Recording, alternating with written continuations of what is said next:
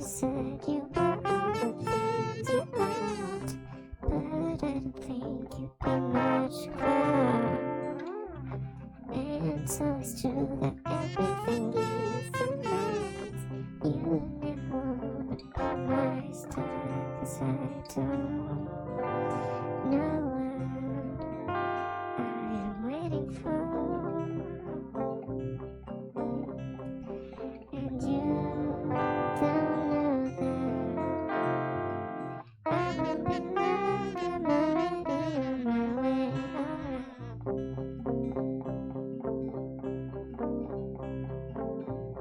It's always late, I'm always late to the party. You never want a place like that. And everything is happening.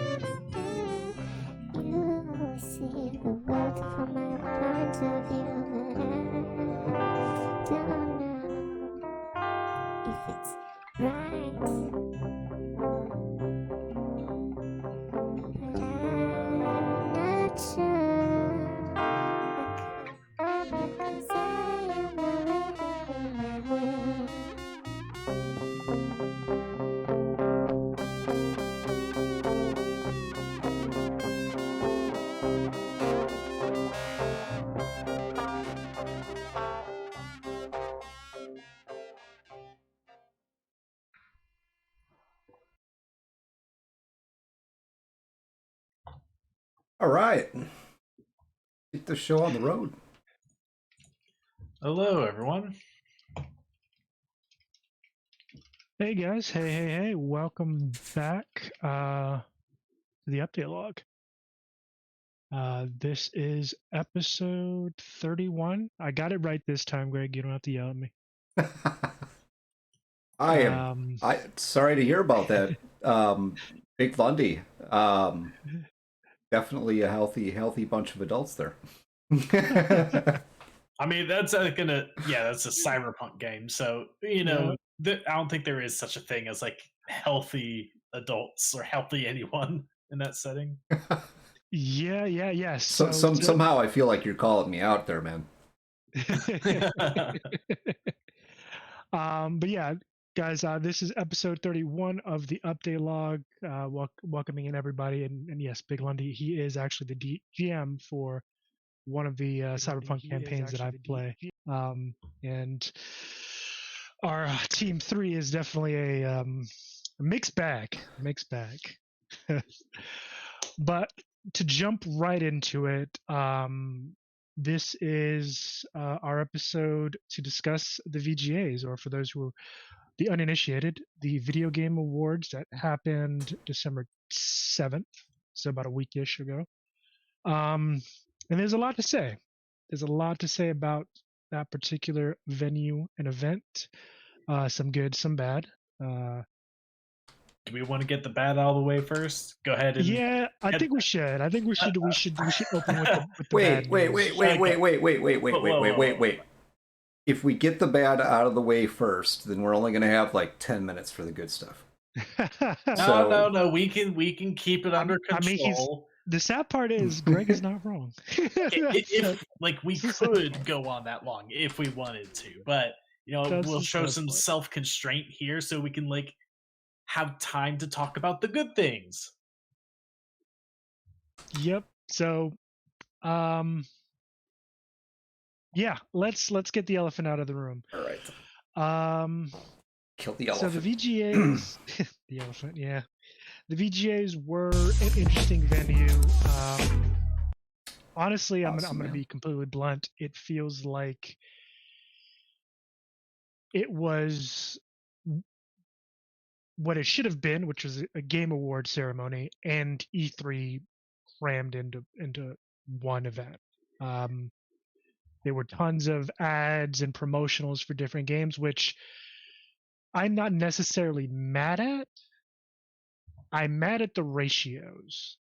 And what I mean by that is the ratio to promotions and showcasing what we were there to see, which was the award ceremony and those who were nominated / won. And Matt, I'm gonna shut up and let you talk.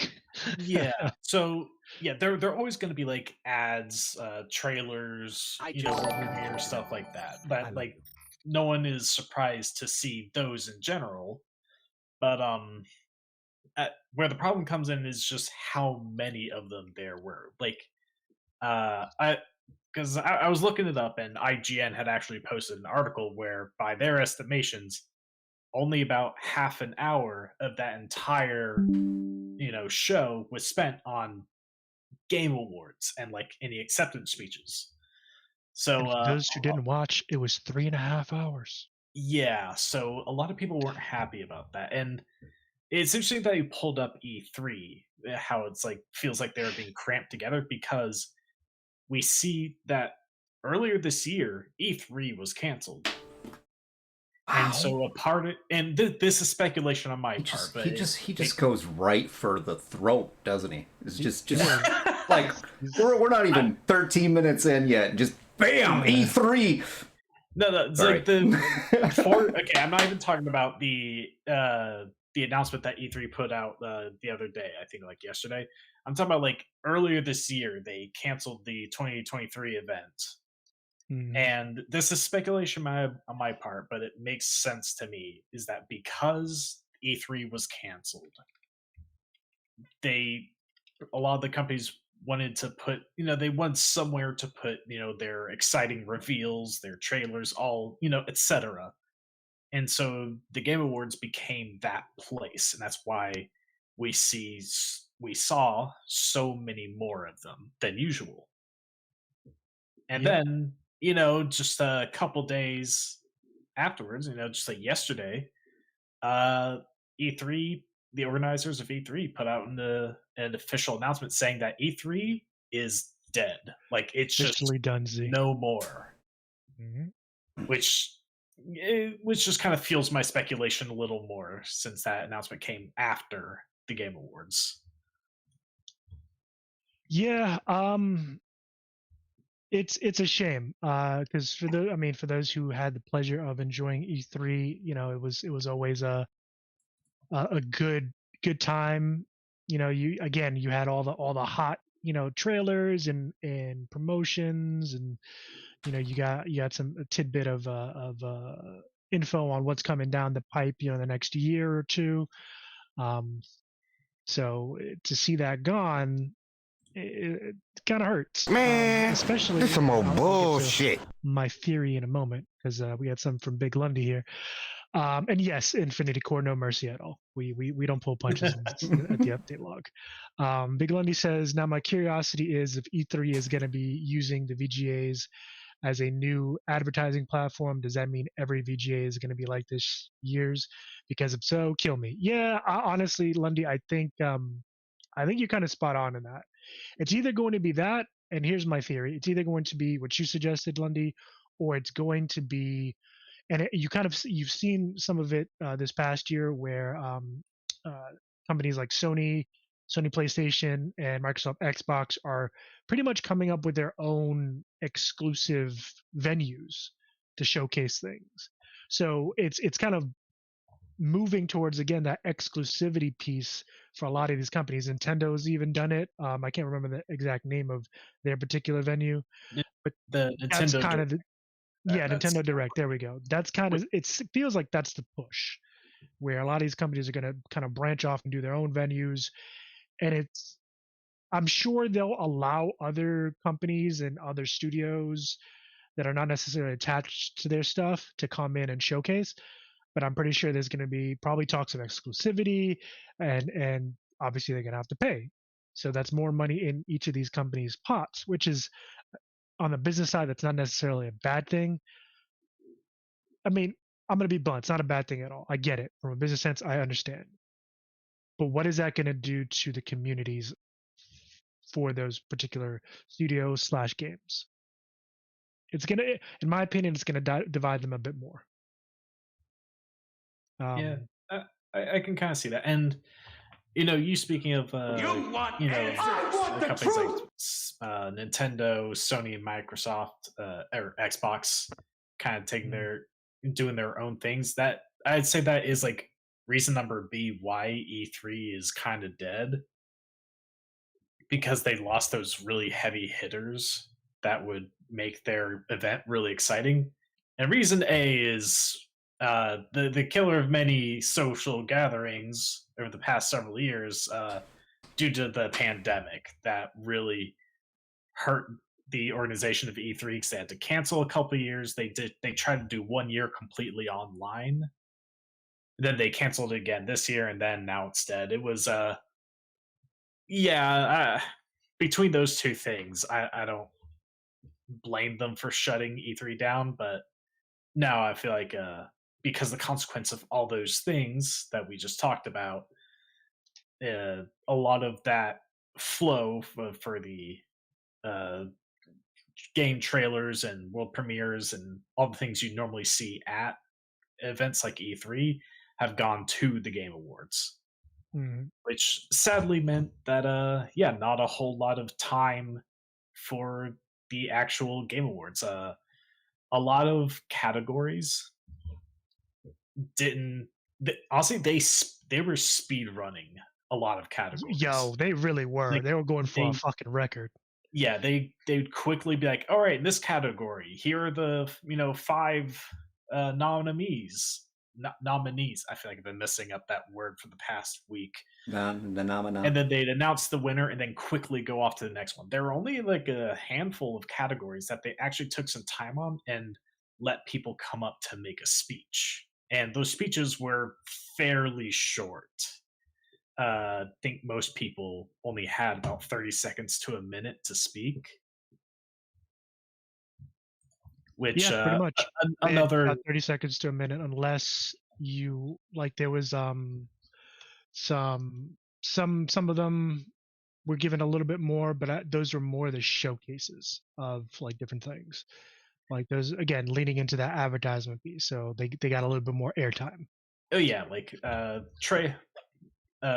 like reveals and stuff definitely got a lot more time. Like people talk about reveals. Yeah, that time limit was especially harsh on Japanese developers who either had to speak what they knew of English or Hmm. had to rely on translators. So that Oh was yeah, that was kind of a slap in the face for them. yeah, unfortunately. But that is what it is. Let's see. It's video game awards. You think about a 3.5 hour program, and I mean the common thinking is they spent about a half an hour on games. Mm. Well, So on Game Awards, the rest was still games. well, Game but Awards, yeah, yeah, but uh, What'd you say, Greg? You kind of cut out there. I'm it's mind-boggling when you think about the.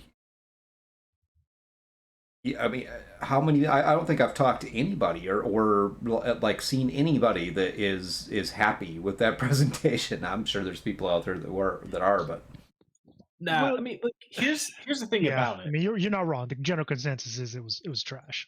Yeah, and like the thing about it is that it's because it's the Game Awards. Like, if this were an event that we just called something like, say, Winter Games Fest 2023, then that would be fine, honestly, because then it's not an event exclusively about that's advertised as about the Game Awards. It would just be an event that has a bunch of game stuff, including the Game Awards. right, But this rename it. is the Game Awards. It's called the Game Awards. That's what you go there expecting to see. And so little of this event that's supposed to be about honoring the the developers of these amazing games was spent doing just that. I want to add one little piece in there regarding the E3 announcement piece. If you look at the press releases, and, some people may feel differently about this, but they're heavily leaning on the fact that they've had the E3 shut down for the last 4 years due to COVID. Yes.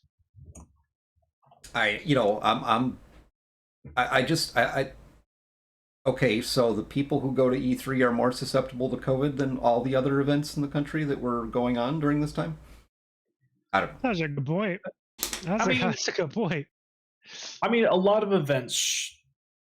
I mean, again, as I said, it was like two parts because, like, in the like heat of the pandemic, a lot of events closed down, Mm-hmm. and but also around that time is when Nintendo did their Nintendo Direct, and people like Xbox and Microsoft saw how well those Nintendo Directs were going, and so they started doing that as well. So in addition to losing essentially some years in revenue from not running events, they also lost some of their biggest presenters. So it was a double whammy for them. Well, Mhm. that's I cannot help but believe that the intention somewhere in there was to shut the event down anyway.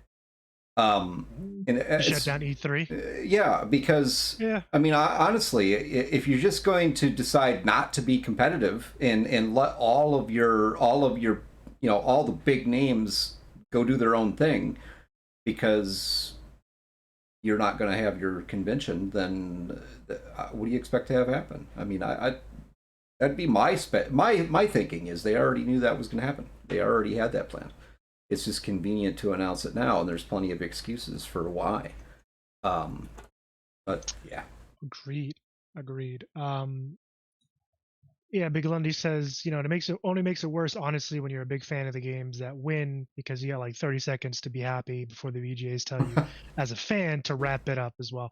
Oh And yeah, that's true. That's they'll wrap it 100% up. true. Yep. There's actually a meme going around, apparently in the actual state, like, venue, all the way in the back, there was this huge ass screen that I guess the It's a staff of the VGA teleprompter. had. Yeah, a teleprompter. There we go. That the VGA staff had set up that essentially said, "Please," something to the effect of, Please "Please wrap it hurry up. up." Yeah, Yeah, please wrap it please up. wrap There it we up. go. Yeah, and like on one hand, I get that where something like that can be necessary because you're running a scheduled event, and you got to run a tight ship for everything you have on the schedule. So you got to make sure people don't go longer than they're supposed to. But on the other hand, they had so little to even try to talk about things. So they like the other clue you could hear is that they start playing some music while they were giving their speaches. Like That was the single rudest fucking thing I've ever seen.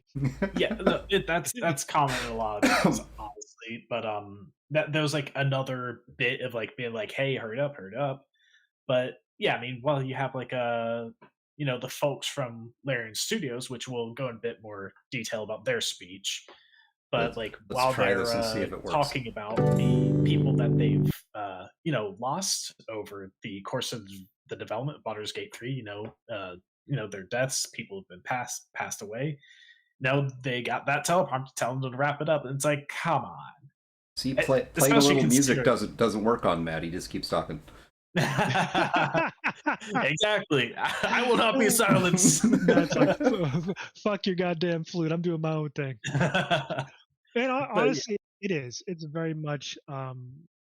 It's a shame because, again, the name of the venue is the Video Game Awards. We're there to celebrate the great games that have been nominated, and the winners over the course of this last year. And there were some great games that came out. Oh yeah. Over the last year, and we're going to go through the categories and nominations and winners. But yeah, it's like we're not here to see the fucking advertisement for what you guys got coming down, 2-3 years or even next year. Like next year, I hear ya. Let me. This is the time to celebrate 2023 and the accomplishments of the studios over this last year. 2024 is on the way. We'll get there. Don't worry. Yeah, because 2023, we had some fucking banger games out there. Oh yeah, had some phenomenal games. Yeah. So speaking of, now that we've gotten the bad shit out of the way, now that we're done. Are you sure? Are you sure you're done? That's only 26 minutes. I mean, that's like we're done, man. No, it's time to yeah. I know, right? Time to talk about games and the games time to talk about the good shit. Awards. Talk about the games that the awards show didn't. That's why we break from tradition, because it's another tradition that we love, games. Yep. All right, so let's go down. Where do you want to start? I don't know. I feel like maybe we don't want to go for every award. Like okay, for those who don't know, I wrote down every category and every man has nominee. I've been terrible with that word the past couple of days. And winner, we're all looking at this Google Doc with it, but I feel like we probably don't want to spend too much time on everything. But talk about the things that interest us.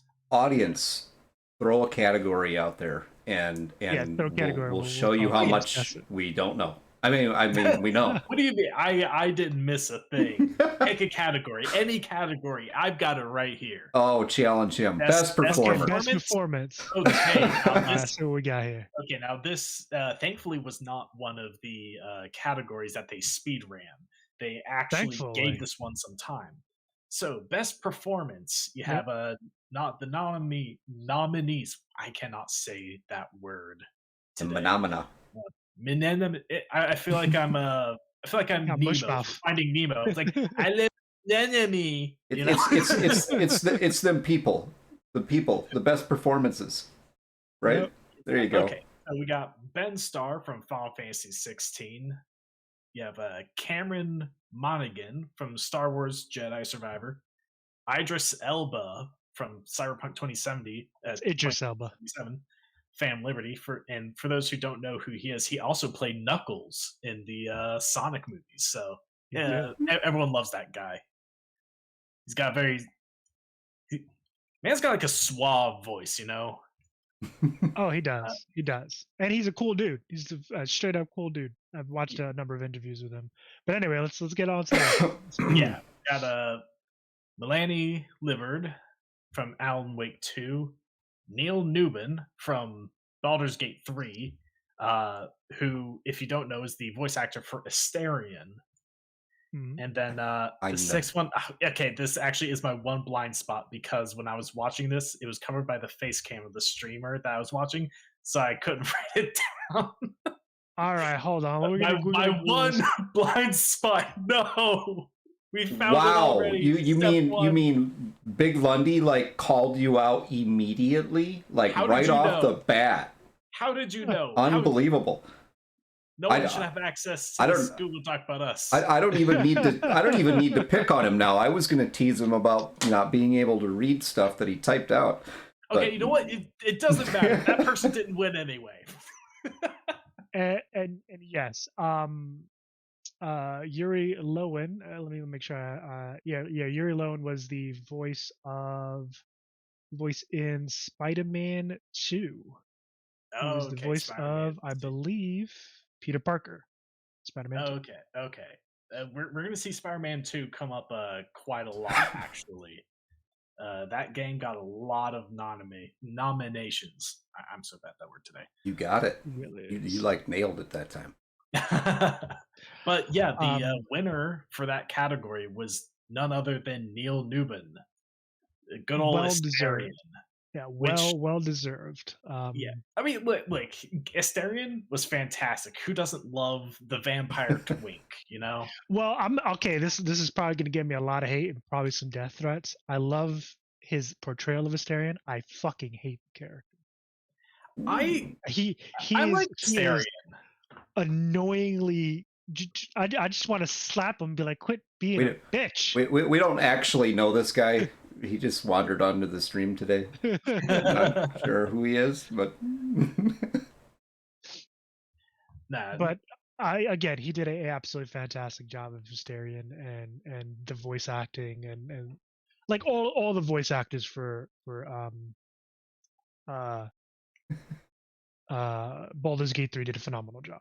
They really did. Larry and Studios nailed it with all of them.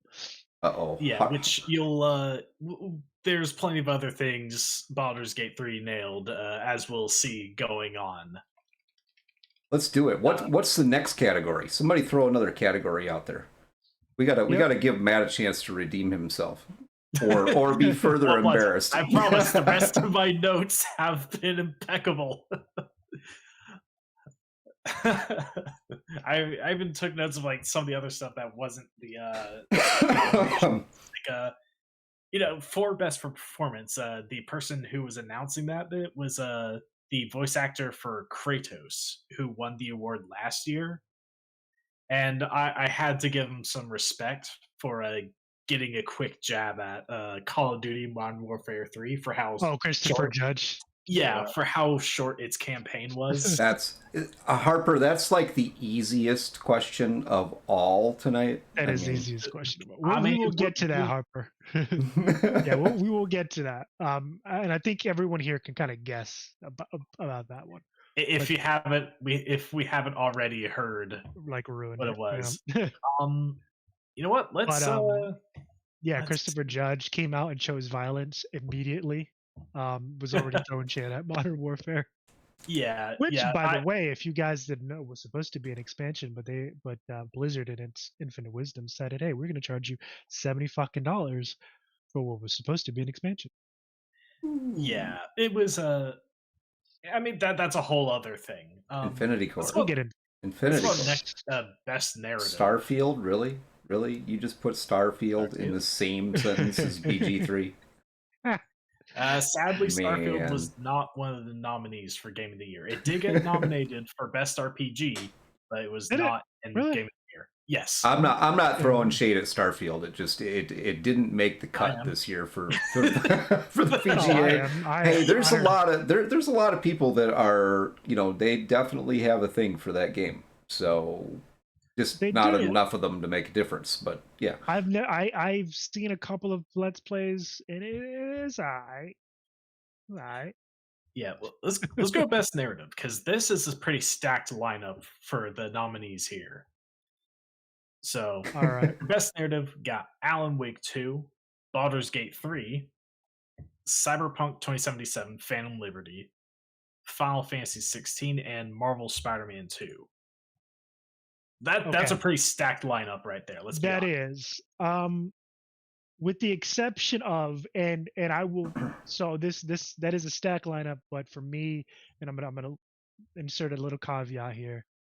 Um, Alan Wake they do. 2, in my personal opinion, and again, I'm gonna preface this by saying I've never actually played the game. I don't know why it's on the list. I'm not gonna say it doesn't deserve to be on the list. I don't know why it's on the list, considering the fact that every one of those other games there, with the exception of Phantom Liberty, and if even Phantom Liberty was out longer than Alan Wake 2. Alan Wake 2 came out at the literally like October 20 something. So Yeah. about a month and like a half, people had to review the game. What are you saying? Yeah, I what think are you that's- saying? They bought their spot? Is that what you're saying? Now, hold on. I've heard. mean- Okay, now hold on. Right, I do agree that it's fairly new and that gives a lot of pause. But I've also heard genuinely good things about the game. Yeah. So And again, don't like that's if I just saw my like opinion. Diablo 4 on a bunch of these nominations, then I'd be going, Diablo 4. but Let's be real. but That shit I shouldn't think even be in any category. But I think from what I've heard, Alan Wake is a generally good game. So it's I think there's a one half of it is like it has earned some praise, and two, because it's so recent, it's also recent in everyone's mind. So that I think that's another reason why it may show up a good bit here, because we're actually going to see Alan Wake 2 a good number of times in the Game Awards here. We are, and Yeah. again, I know the IP a little bit, and all the games, at least from what I can remember, have always received, oh, rather Alan Wake, and then there were a couple expansions and stuff like that for the first one, have all been pretty well received. If anyone here in the chat has played Alan Wake or know more about the IP, please chime in, because I've seen a couple of Let's Plays, like a couple of minutes here and there. I know it's like an investigative kind of psychological horror deal. So, again, I admit to not knowing much about the IP itself. But yeah. But speaking of Alan Wake 2, that is the winner for best narrative in this category. Yeah, which again, hella fucking surprising considering they were up against Baldur's Gate 3, Cyberpunk 2077, Phantom Liberty, Final Fantasy 16, which I heard fantastic things about, and Marvel Spider-Man 2, which I also heard fantastic things about. So all those games are pretty heavy hitters. So I don't know. I'm sure it was pretty close in that lineup, because again, that's stacked lineup, and I'm sure it was I'm sure it wasn't like a landslide win by any means. Gotcha. So this is probably all. Probably did come down to really the narrative drive behind each of those games. The Chance of Rain. Welcome in, Chance. He's a buddy of ours, a longtime friend. Came out. I think Chance, is that your Christopher Judge impression? You come out swinging. Is that it? Welcome in, man. But Big Lundy says, I will say Alan Wake 1 was a fantastic narratively driven game, and 2 is definitely up there as well, so he's not mad about it. And that's kind of the general consensus from what I've been hearing and seeing. So again, as someone who doesn't know much of the IP, I'm willing to let it slide. and it is what it is. They came in, they did their thing, and people voted. So yeah, it's wild though. That they actually won out against those nominations. But congratulations to every one of them on that list because they were all, from what I heard, fucking fantastic games. I'm actually going to pick the next category. Yep, go ahead. All right. Best debut indie game. And only because these names are interesting. Well, I think the thing to point out is that this is different from the best independent game because I Yes. believe when it says debut, I mean like this is like the person's or company's like first game that they've come out with. So they came out swinging with these titles. Gotcha. And there's definitely one there that I recognize, and I wish it had won, but I don't know enough about the others to be able to say definitively. Yeah, so the nominees were Cocoon, Dredge, Pizza Tower, Venba, and Viewfinder. Now, I obviously watching the VGAs, we got to see each of these, kind of a showcase of them. And I will say this, having played none of them, they were all really well done.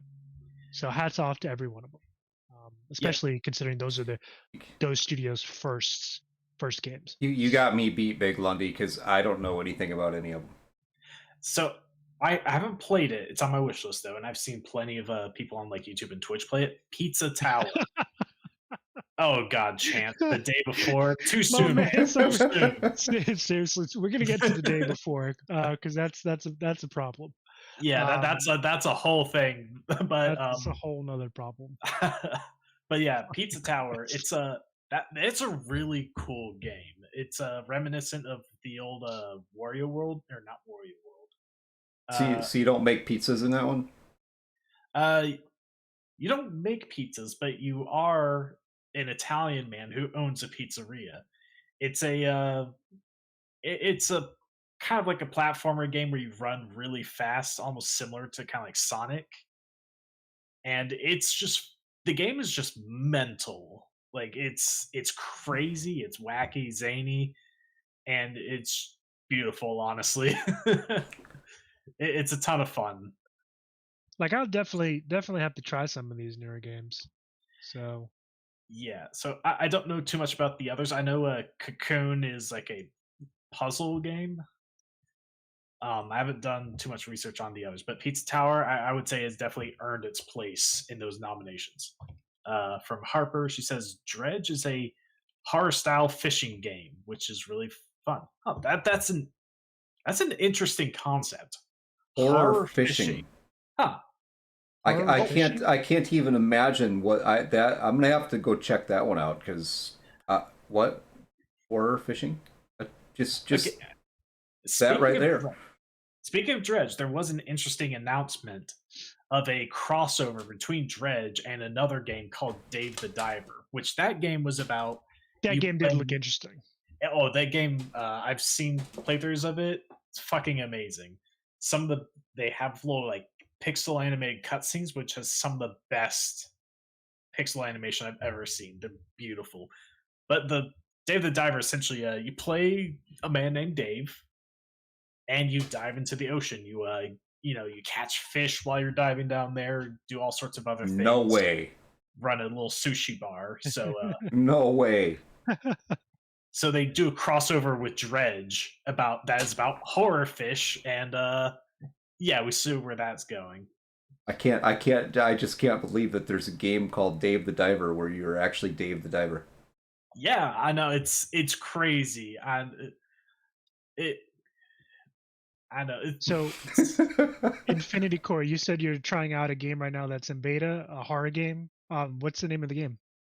You don't mind me asking. So yeah, Chance brings it up, and yeah, Cocoon is the one who won best debut indie game. Which I'm not too big into puzzle games, but it from what I saw, it had a very interesting concept. So I'll give it to him. All right, so Infinity Core said Once Human is the game that he is trying out the beta for. and I'm just pulling it up now. Death Check it Stranding out. meets Rust. Ooh. Huh. Yeah. That's an interesting concept. Yeah, both of those games are actually very, very good games. From what I know of. I can see the puzzle games doing, especially in the indie sector. I can see the puzzle games doing well, especially if it's a well thought out game. Oh yeah, I mean the indie market is where you're always going to find a lot of the most interesting experimental ideas in the whole industry. Smexy? Well, what the hell is smexy? I haven't heard that term in a long time. Who's saying that? Who says? What do you think? Chance? Why you? He's bringing Smexy back. Who let this guy out tonight? That's like over a decade old. We love you, man. The man's bringing Smexy back. It's okay. So Big Lundy says the idea of carrying all the worlds in an orb on your back that you go into layer by layer like an onion is something out of an acid. I mean, that's exactly what the fuck it sounds like. Yeah, people call it like an Inception puzzle game, and that's not too out of what you're. That's not too far out of the realm of what you're actually doing. Again, it's a very interesting concept, and so yeah, I think as a debut, that's. I mean, honestly, all of these are really good games. I think Vemba was like a cooking game. Yeah, it was an Indian-inspired like cooking game, which honestly, it looked kind of dope. It honestly looked kind of dope. So yeah, Indian food. That's some good fucking food. Man. Indian food is really good. Matt over here makes a really good curry. Yeah, I that dish I got inspired because when I made had that Africa trip, we had that over there because good number of like Indian foods end up over there, and goddamn, it was so good. But yeah, so the game that Infinity Core was talking about, that's horror genre or survival horror based, it's called Once Human. Just take a look at it. It does look really dope, and it is on Steam, and there's a beta for it. So for those who might be interested, check it out, man.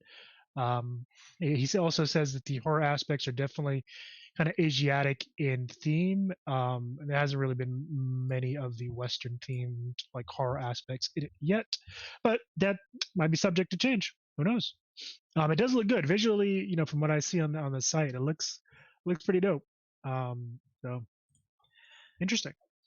Okay. The next category I want to bring up because I think it's funny just because of how many people probably didn't know what the winner even was as a concept is Content Creator of the Year.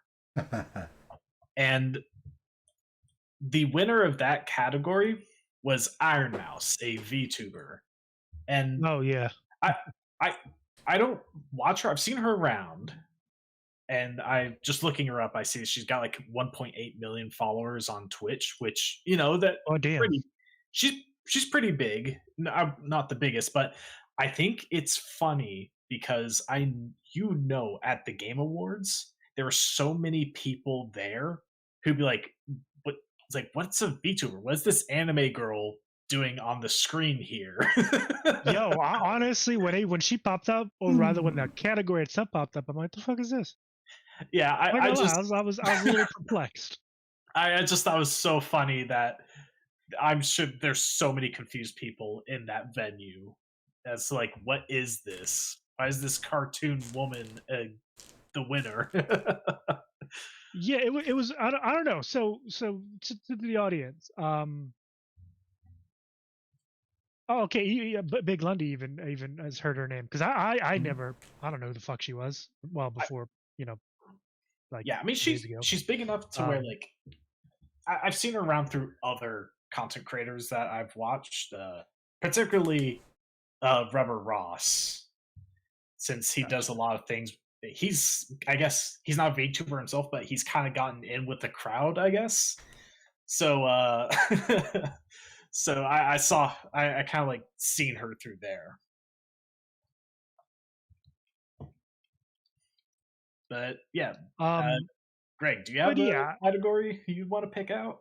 The Infinity Core, you just go right ahead, man. Keep going. People are watching to see what you're talking about. Yeah. So welcome in, Duelist Kind. Absolutely, man. Better late than never. Yep. Yeah, and Thanks. if anyone You owe me wants a us Coke. to, Are you? I'm really tired. So you guys are like in my head. I feel like, but okay, and if anyone All right. wants us to bring up a certain category, then by all means, just suggest it. We'll probably save a game of the year for a little later, though I feel like most of us probably already know what it is. I do have a category. Oh, you do? I All right, do. by all means. I absolutely do have a category because I am going to pick best audio design. Best audio design. Where? Let me All right, find best that. audio design. Okay, so we got some recurring nominations. Part because Okay. I disagree with the nominations in there, but yeah. Huh? Okay, all right. Okay. We're gonna pause. We're gonna pause there because I do want to hear Greg's thing, Greg's reasoning why he disagrees. No, with the no. nominations. Go ahead. Go Okay. ahead. Go through the Well, category. But First we'll go over nominees for it, Yeah. and then Greg can tell us. Do you want to tell us why. that it's wrong before or after we say who the winner is? We'll see what happens. How about that? All right, you'll pipe up when you feel it's right. Okay. And it's ironic The- that Greg has some shade to toss because for those of you who have been with us from the beginning, audio design and kind of the importance of it in video games is one of our first episodes. I think that was actually the first episode. It Was it the absolutely first? is. Yes. I think, yeah, it so. was. I'm pretty sure that was the Oh, first okay, episode okay. of the All right. Updale. That was the first piece of content. But Okay. anyway, There's one game that is not in the lineup that I personally think should have been in the lineup. But go ahead. Let's do this. So Let's do this. Okay. So nominees for best audio design. We have Alan Wake 2. We'll see that again many times. Dead Space, because they did a remake of the first Dead Space. Hi-Fi Rush, which is a game that published by Bethesda that they essentially shadow dropped with almost zero advertising. mhm. Marvel's Spider-Man 2 and the Resident Evil 4 remake. Which honestly, I can see why horror games are in there because horror games you really gotta get It's all about sound it's design all about right, the audio. Mhm. yeah, because like you gotta get like think of like Dead Space. That shit is so crunchy. Like Yeah, good the old sound Isaac effects. stomping on aliens. Mhm. Like you gotta nail that sound design to make it sound as horrifying as it looks. But yeah, the sound kind of it builds the experience for you. So yeah, absolutely. Yeah, it really does. And so the winner of that category is Infinity Core. You bring it up. It was Hi-Fi Rush, which for those who don't know, it's a rhythm-based action game, like along the same vein of like say Devil May Cry, that type of action game, but it's rhythm-based with each level having its own rhythm, and you do more damage if you can press your buttons along with the rhythm. It's actually a super cool game, published by Bethesda, not developed by them. And I think it's funny because I don't think Bethesda really believed in the project by the fact that there was almost no advertising for this game. But it came out, people noticed it, and it blew up. What? It's just a fun game. They're Bethesda. They don't have to advertise. I mean, they've advertised plenty for like Starfield and their in-house things, but they did nothing. They've got like $0 into the game development. I mean, it's basically just the same old engine with a new paint job. And I'm gonna say that this is very satisfying for me because Hi-Fi Rush is actually a game. It's another one of the games that we're going to see several times through this in the nominations. Yeah. And it far beat out Starfield in the number of nominations. Not surprised. Starfield only got one nomination. I throw shade at Bethesda. Yeah, because after the hype of Starfield, like people finally realized the fucking turd that game is. Well, wow. to put this into perspective, that's what I said. Hi-Fi Rush got 5 nominations throughout the Game Awards, and this is the category that they won. So they have 5 nominations, and 1 award. Starfield only They got did. a single nomination, and sadly, they did not win it. So it's kind Sadly. of funny to me seeing that the game they didn't really believe in far outperforming their personal baby Starfield. hmm But And Greg, yeah, they I believe definitely overhyped Starfield. I believe you want to disagree with the Game Awards here. I do, Yeah. I do, and you're Okay. gonna you're probably gonna understand this completely because And it's you're gonna have to deal with Lundy. Apparently, he's ready to throw hands over this. all right, all right, all right. We'll do that. No, I mean, come on, Phantom Liberty didn't even make the lineup. I will agree with you on that one. I Actually, I didn't even think of that one. I just don't even I mean, that's my game. So there you go. There it is. Again, Honestly, if it makes you that's feel a valid better, point. you're gonna see Cyberpunk and Phantom Liberty a couple other times in this awards show, because that game did get some recognition this year. Yeah, I Phantom know. Liberty did, as well as I I don't know if I should consider it two different things, because in some of the nominations, sometimes they kind of refer to the game as a whole, and other times like this specific expansion. But Yeah. Cyberpunk did get some recognition this year. I think there's a lot of good games that came out this year. There really are. Yeah, It really was. Some of the games that are in this lineup for the different awards I think are questionable, but I mean, there's a lot of good games that came out. So and Like, not one IP can win all of them, because if that was possible, then Phantom Liberty would have won all of them. According to you, someone else managed to sweep quite a bit this year. But yeah, no, this year has been absolutely stacked. Remember, this is the same year. Big Lundy's Legend of Zelda, stepping up Tears over of here the now. he also makes a good counterpoint, though. I will say that he makes a good counterpoint where basically, in Big Lundy's opinion, Phantom Liberty did have a good soundtrack, but it wasn't as fundamental to the game as, say, like the other nominations on that list. And a lot of the music was repeated in most of the encounters and stuff like that. I gotta tell you, I don't point. get a lot of time to play any of these games, so I just have to go with the one that I have downloaded. That's fair. Yeah. I mean, yeah. All right. But we do as a group got to get better at playing the games, but we got to like find time because day jobs and shit. Yeah. Tell you, okay, we were never gonna have time to play every game. That's you're right. You're 100% right. List. Like, there's too many games here.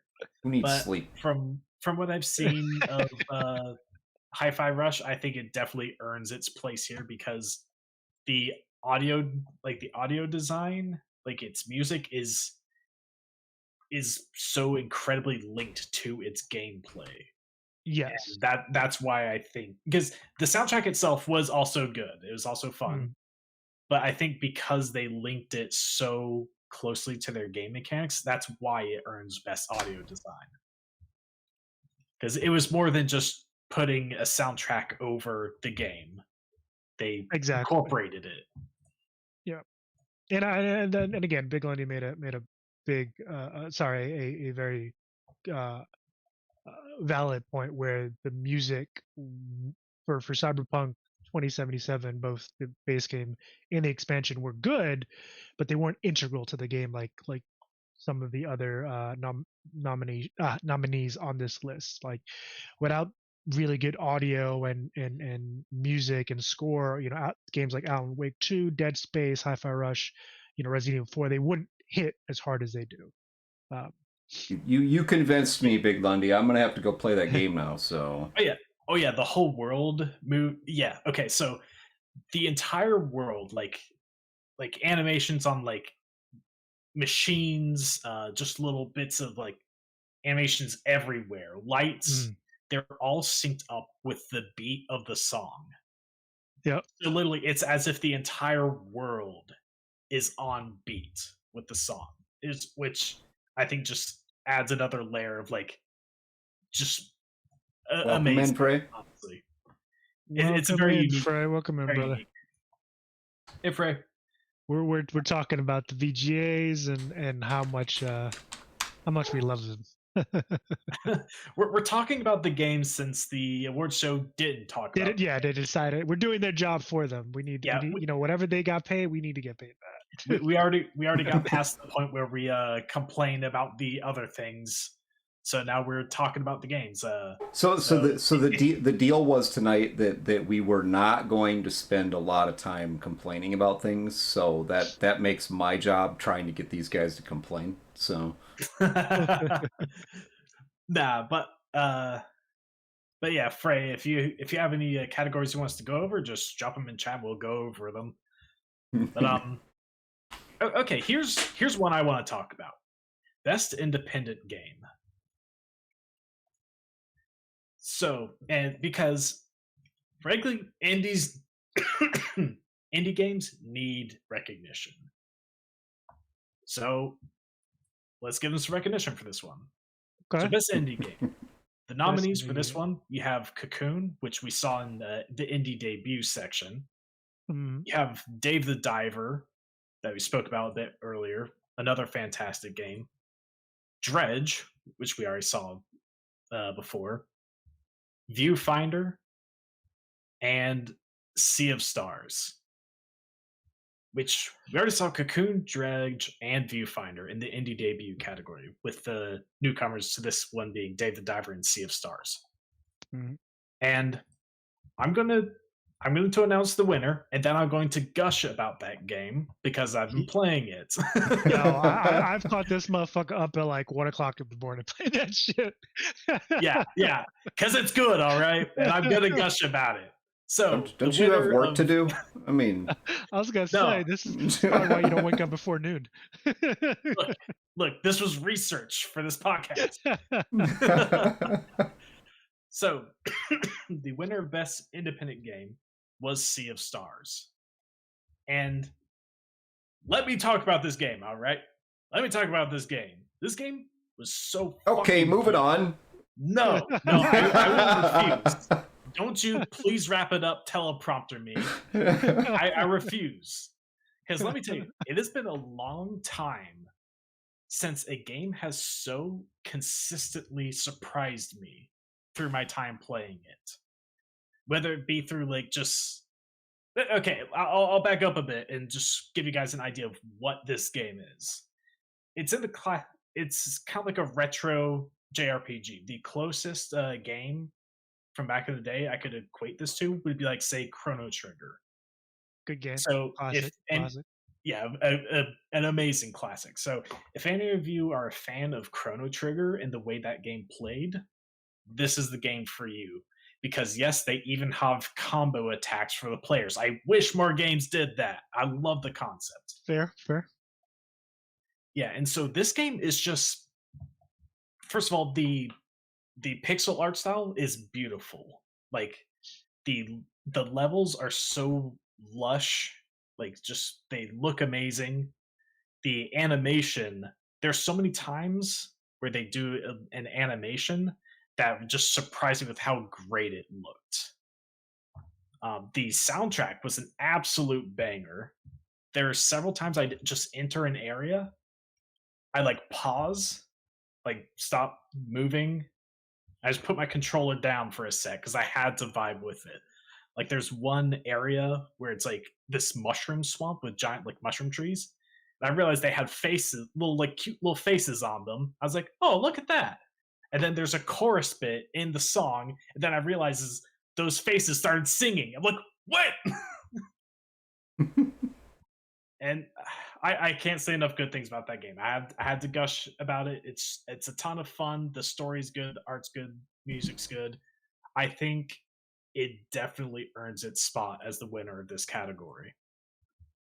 If anyone is a fan of old school RPGs, especially Chrono Trigger, I think you should give this game a try. Yes, and correction. My TED Talk. Infinity Core. That's your TED Talk. Correction, Infinity Core. It's not the Chronicles of Mana. It's the Visions of Mana, which is the next one coming out in 2024. Yep. That was one of the announcements. One of the Yeah, words I'm super excited for that one too. 'Cause I love the Legends of Mana. It was hands down one of like the best JRPGs I've played. What you know what they need to do, and this is what Square Enix needs to do. They need to make a fucking sequel, like an actual sequel to Final Fantasy Tactics. Oh God, That game. they've been kind I of pl- bringing that genre back a bit, Mhm. because they did a remake of Tactics Ogre, which is the Yep. game that group of people made before Final Fantasy Tactics. And they also came out with another game called Triangle Strategy, which is in that same vein. It's like they're trying to bring back that style of game, and I couldn't be happier. So I don't know Yeah. if they're going to remake Final Fantasy Tactics, because they already did on the PSP. True. They Even did if that, it didn't run very well, especially whenever you did spells, that game would slow down a shit ton. But I mean, I would love to see a remake of that. Yeah. I really would. I played Tactics until the disc broke. That's how many times I played it. It was just so good. It was so fucking good. The story was good. The jobs, it was all good. But anyway, not to get too far down that rabbit hole. Yeah. Okay. So let's see. What's another good category that was pretty stacked? Okay, actually, best action adventure game. Because I think this one's fun. So we got action adventure. Okay, yeah, that one was another stacked list. In here we got Alan Wake 2, Marvel's Spider-Man 2, Resident Evil 4, Star Wars Jedi Survivor, and Legend of Zelda Tears of the Kingdom. Now I'm going to let you guys guess, which one do you think won this category? Or which one do you think should have won this category? The person I think should have won that category is the one who won that category. I do not argue whatsoever with the winner. I'll agree with that, and I haven't played it, but I've seen enough of it to know it definitely deserved it. Yeah. So the winner of this was Legend of Zelda Tears of the Kingdom, which yeah, it earns it.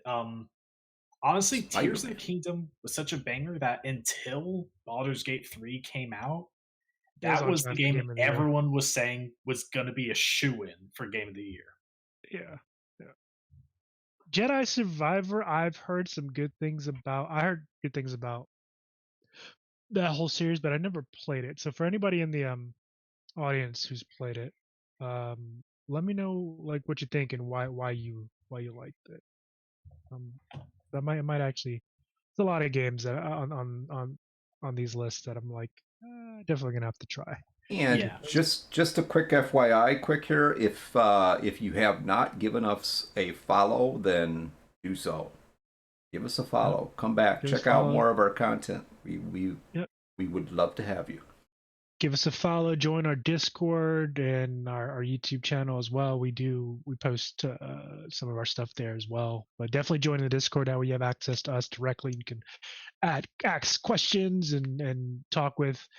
We do have some of the creators that we've sat down with over the last.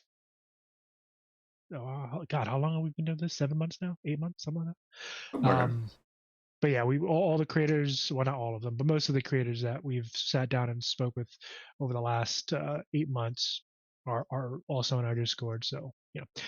But anyway, so Lundy says the problem with Tears of the Kingdom was that it wasn't that much different from its predecessor, so he felt like it was basically a DLC. Again, I haven't played either of them, so I can't really speak on that. But I see where you're coming from on that.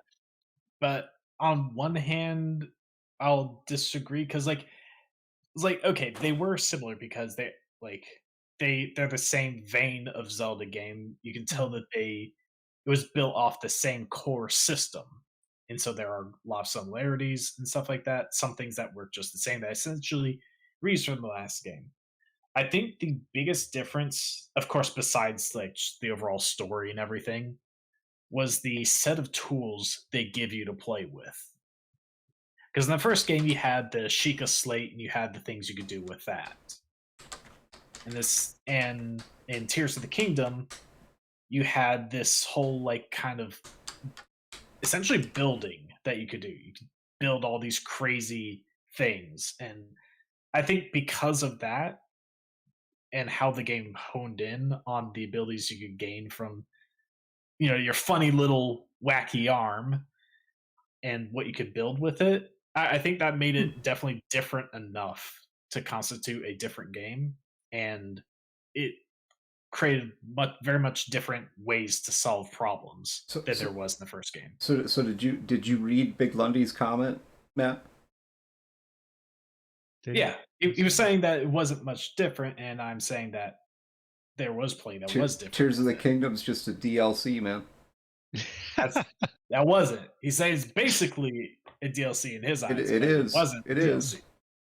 So worst game of the year, Infinity Core. I don't think there's actually a category for that, but if I had to say worst game of the year, honestly, the sad part is for worst game of the year, if I had to pick, there are a couple of fucking games on there.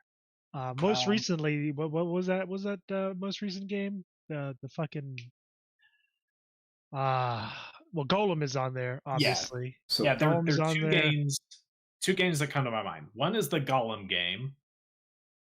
Two is the day before. Yeah, there we go. Infinity Core. Okay. See, the thing is, I don't know anything about the day before how it actually played because it was only out for 4 days before it got taken off the market. There was a King Kong game. Yeah, the King Kong game. Oh my god. Which fucking we found garbage. out later was had about a year, I think a little less, for the developers to actually try to make that game.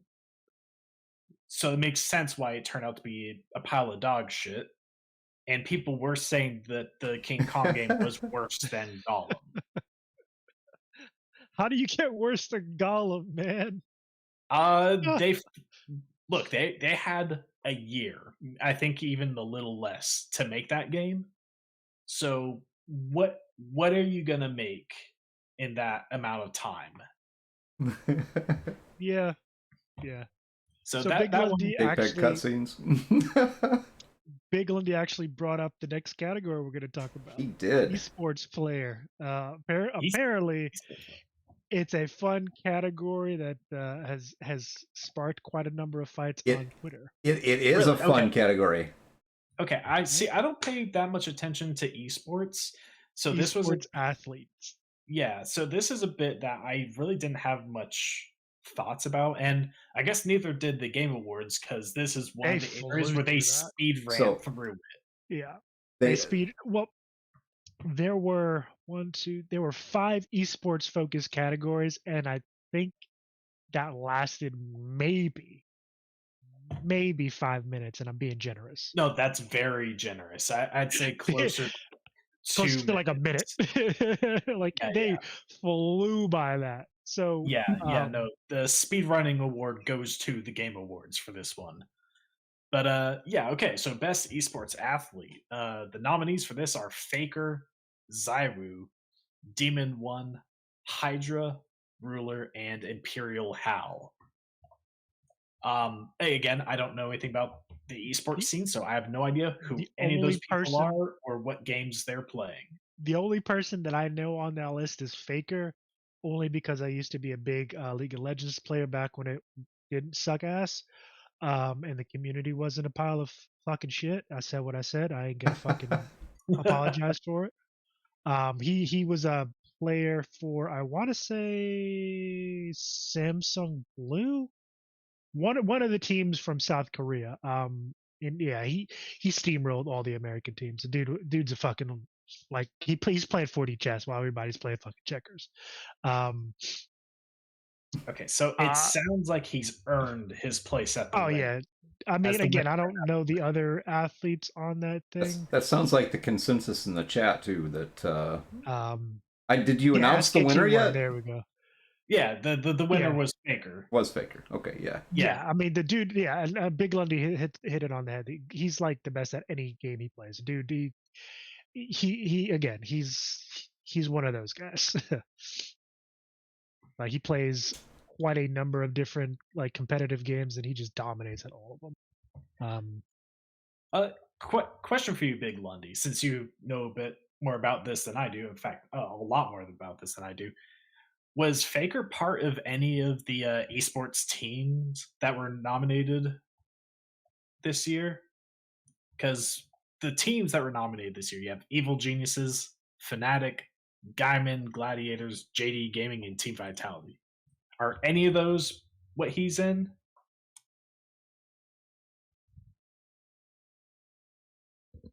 You want to roll through them again real quick, Matt?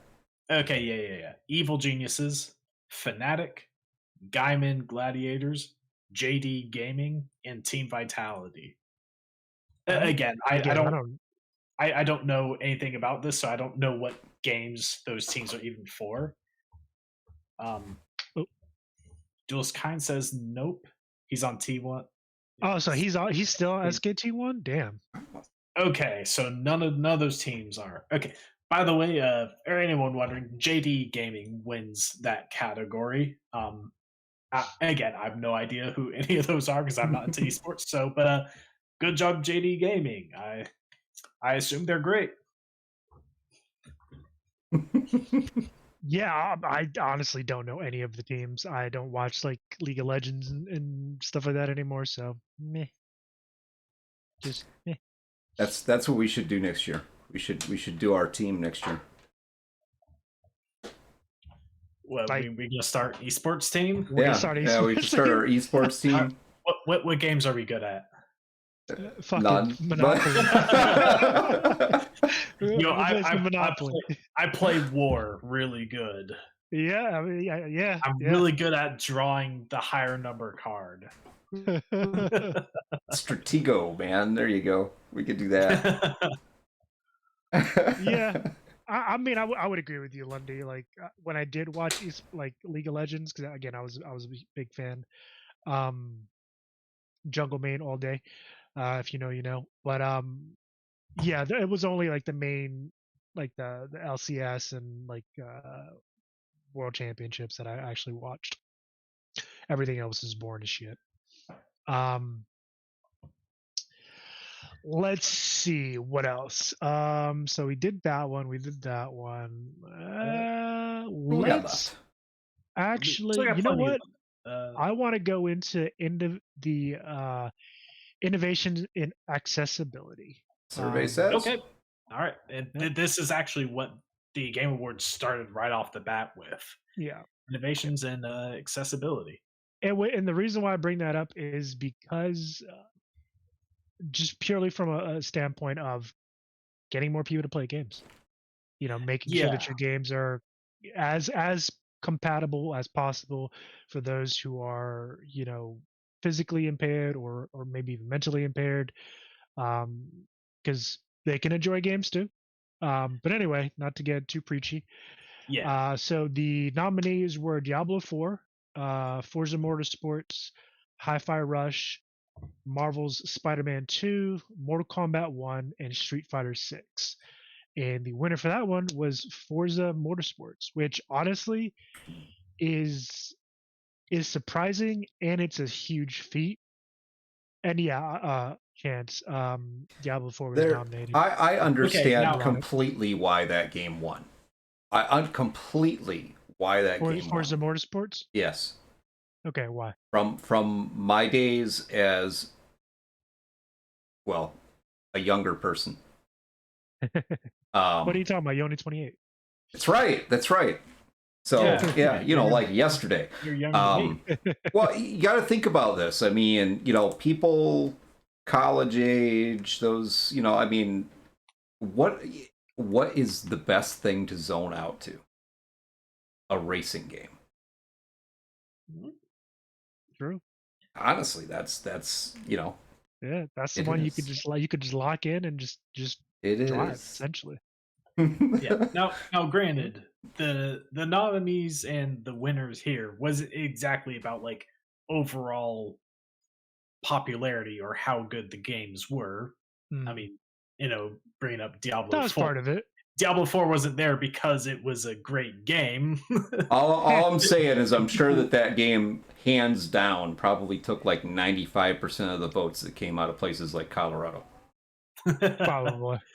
But yeah, these games are ones that made good efforts to be accessible. Like I know I don't know exactly how each of these games has tackled accessibility issues.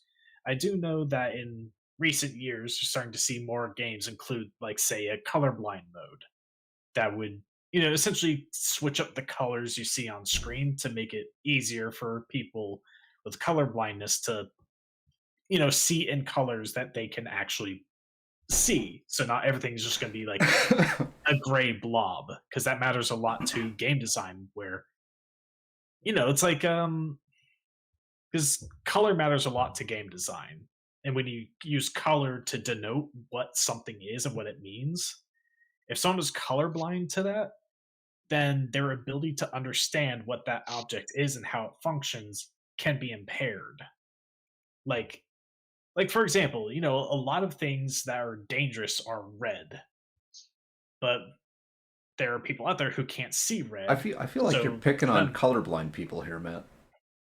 We're talking about accessibility. And colorblindness is a pretty common issue. It is. Yeah, red and red. Someone's gonna clip this shit and take it out of context. Let's take out of context. I'm not saying anything bad here. But anyway, yeah. So Forza Motorsport won that one. I assume that they have colorblind mode probably, and surely something else. That's awesome, Frey. We need some clips. You go for it. Yep. Clip away. Got canceled over this of all things. I feel like there's worse things you get canceled over. But all right. You have potential bad launch. Okay. Yeah. All right. So yeah, guys. Who wants to pick up the next category? Just go ahead and toss your categories in there. Better hurry and beat me, because I'm looking right now. You guys look. You can see his eyes. Jules Kine says, I just only find games like Diablo, PoE only really fun with friends. Yeah. I mean, I like ARPGs. Like, one of my favorites is Grim Dawn, which, by the way, is coming out with a new expansion soonish. I think in the next couple months. That's a really, really good one. Jules Kine, we did do best narrative. Alan Wake was the winner of that one. What is this best new game? Gameplay? That wasn't any category. All right, so best VR. Okay, best VR/AR. Yeah, I've never played a VR game in my life, so I've played some. I've gotten on a VR chat, but that's about the extent of my VR game. VR chat, the cesspool that is VR chat. Yes. Look, sometimes it is cursed, but sometimes you can find some interesting people there. Infinity, man, they only had 30 minutes. I mean, they packed a lot of stuff in that 30 minutes. I mean, 3.5 hours. Yeah, no, we're past the complaining part. Yep. So the nominees were Gran Turismo 7. Wait, Gran Turismo is up to 7? I guess so. Man. Goddamn. Shit. I remember when the first one came out. Damn. Okay, so Gran Turismo 7, Humanity, Horizon Call of the Mountain, which I believe had Lance Reddick in it, Rimp Lance Reddick. He was the voice of Zavala as well. And I believe he was the voice of Silent in the Horizon Zero Dawn series, if that's the same one. Resident Evil Village VR mode, and Synapse. And who wants to guess the winner? Honestly, I don't know too many of those games other than Resident Evil Village. So and yes, Resident Evil Village VR mode was the winner of the best VR/AR. And I was gonna guess too. Category. Were you gonna guess, really, Greg? I was gonna guess. You just cut me right off. I was gonna guess. Yeah, surely you didn't know the outcome. Yeah, it's not. I'm sure you don't have the answer sitting right in front of you. What? But as someone who played 7 VR, okay, yeah, 7. I think 7 had better horror than 8. 8 just had a big vampire mommy, which I think was probably a big sell for the VR bit. Oh, I can only imagine the mods that have come out for that one, considering Vampire Mommy. Yeah. Oh boy. Good old Lady boy. Dimitrescu. Oh, Seeing that yeah. in VR, it's like, oh. Yo, the fucking degenerates that have come out for that one. Oof. Honestly, the best part about Resident Evil 8 was just seeing all the memes people were making because of Lady Dimitrescu. It was Duelist such Kind, I an think your amazing time. DGen is showing right now, man. You might want to clip, somebody clip. Yep, we gotta clip that. We gotta clip Yeah, that. like, flip our chat. Now we're trying to cancel our chat members. No, just get clips of you, and this is like priceless. I'll go back and I'll cut it out of the video later because we'll not like take it out. I'll clip that piece out so that we can share it with the world, Matt. Okay. Well, let's move on to one of the other big categories. I'll say big. Apparently, the Game Awards didn't agree because they speed ran through this one. But best fighting game. Honestly, Yeah, that was another travesty. Okay, no, best fighting game, best action adventure, best RPG. A lot of the best of major genres, they speed ran through those, which was very disappointing. But that is what it is. So, best fighting game. In there, we got God of Rock, Mortal Kombat 1, Nickelodeon All-Star Brawl 2. Yeah! That's sarcastic, by the way. I don't care about that game. we got it. It's a Smash Bros. Clone, and in my opinion, not a very good one. I agree, Frey. Pocket Bravery and Street Fighter 6. This is actually a hard category because there's 2 titles in there that are legacy games, Mortal Kombat and Street Fighter. Yeah. Yep. Honestly, I think it was always going to be between those 2. Because I never heard of God of Rock or Pocket Bravery, and Nickelodeon All-Star Brawl 2 is there, I guess, just because. Yeah, they didn't have enough entries, so they had to find one. I mean, I guess maybe. Because honestly, you know what I'm surprised not to see there is a Tekken game. Although I don't know. I don't think any Tekken games came out. When did the last Tekken game even come out? I don't think it was 2023. Let's see. But anyway, the winner for that, I mean, let's be honest, this was between Mortal Kombat and Street Fighter. Yes. The others were just there, sitting in the stands. Yeah. But the winner of that was Street Fighter 6. Yep. And I mean, Street Fighter, Mortal Kombat, those are, I mean, shit, I remember playing the first ones. Classics. Honestly, I think the best Soul Calibur. Yo, I love the Soul Calibur games. One of the few fighting games I would actually play, even though I am shit at fighting games. I've played several throughout my lifetime. Guilty Gear, yep. Guilty Gear is great, but Strive is a 2021 game, unfortunately, so no place in the Game Awards here. Dragon Ball Fighters was also a fun one, just because I'm a big Dragon Ball Z fan. Yeah, I mean, well, there is a anticipated game. Where is it? Hold on, wait a minute. We got some. Oh yeah, some new Dragon Ball game was announced. The Dragon Ball, what they call it, Sparking Zero. Sparking Zero, yep. Basically, it's a throwback to the Budokai Tenkaichi games. At least that's how it looked like for me from the trailer, which I was a big fan of those games. So I'm excited for it. I'm down for it. Yep. And also another really, really good one, aside from Visions of Mana that we mentioned, new God of War DLC that's completely for free. Oh yeah. It's called Valhalla. It's Ragnarok Valhalla.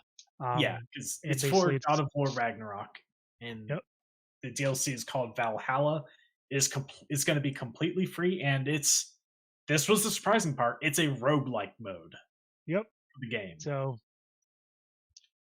it's gonna be good. It's gonna be good. All right, so we got that one out of the way. All right, so I'm going to actually bring up the next one only because I know it's going to spark on Matt and mine's ongoing disagreement for this one. So best I love ongoing it. game. I That's the love it. category. I love it. And we actually have some good ones out here. We have Apex Legends. We've got Final Fantasy 16, Cyberpunk 2077, Fortnite, and Genshin Impact. Wait, did we disagree on this one? We did. When? We did. I don't remember this conversation. Look at my server. Well, no, I think it was our DMs. Easy DMs or server, I can't remember. But anyway, so Matt was rooting for Fortnite. Huh? Are you sure this wasn't with someone else? Yeah, he's a fanboy. Wait, was it? No. It was with somebody else. I think it was with fucking Chance. Never mind. It was a Chance. It was a Chance. Yeah, fucker. Yeah, out here saying fucking Fortnite. Should it be? Yeah. By the way, so let me get to the actual winner of this particular They've got Peter Griffin in Fortnite. Was Cyberpunk 2077, and unfortunately, Chance decided that fucking Fortnite should have won. So I'm starting to question your fucking tastes, man. Like, okay, no one can deny the juggernaut that Fortnite is. Yeah. Fortnite's trash. I said what I said. You could be an anime character killing Nicki Minaj in Fortnite. So It's fucking stupid. the biggest crossover that's ever existed. It's the wackiest place. Like, I will, like, okay, I don't care for Fortnite myself, but I will at least give it the balls to put literally anything they can into that game. I will say that, yeah, they throwing everything in the kitchen sink in that motherfucker. Yeah, they don't care about having any consistency. They're like, okay, is this an IP from something else? Grab it. Let's put it in the game. We got anime. We got rap. We got music stars. We have like Rick and Morty. We have fucking Peter Griffin in there. How long has Fortnite been around now? That's a good question. I want to say a couple years now, probably like 2 or 3 years. Been around longer than that. Longer than that. Initial release date was 2017. Okay, never mind. So way longer than that, yeah. It really doesn't feel like it's that old, but it is, huh? Apparently, yeah. Shit, damn, fucking time flies. Yeah. Wait, now you know what to do when you run out of ideas. You put Nicki Minaj in your game. Let Nicki people. Minaj and Eminem. Nicki Minaj is weird because she's also in Call of Duty. She is, right? Yeah. I mean, she's getting her face on thing. You can kill Nicki Minaj in 2 different shooter games right now. I feel bad for the lady now. I mean, she agreed to it. People enjoy that so much they're putting her as cannon fodder in video games. That's I mean, okay. So Chance is clarifying his position. Basically, he's saying I was going on technicality where CP is. He agrees. That's CP not even. Come on, man! Stick to your. What is this? Stick to your guns. Fortnite all the way.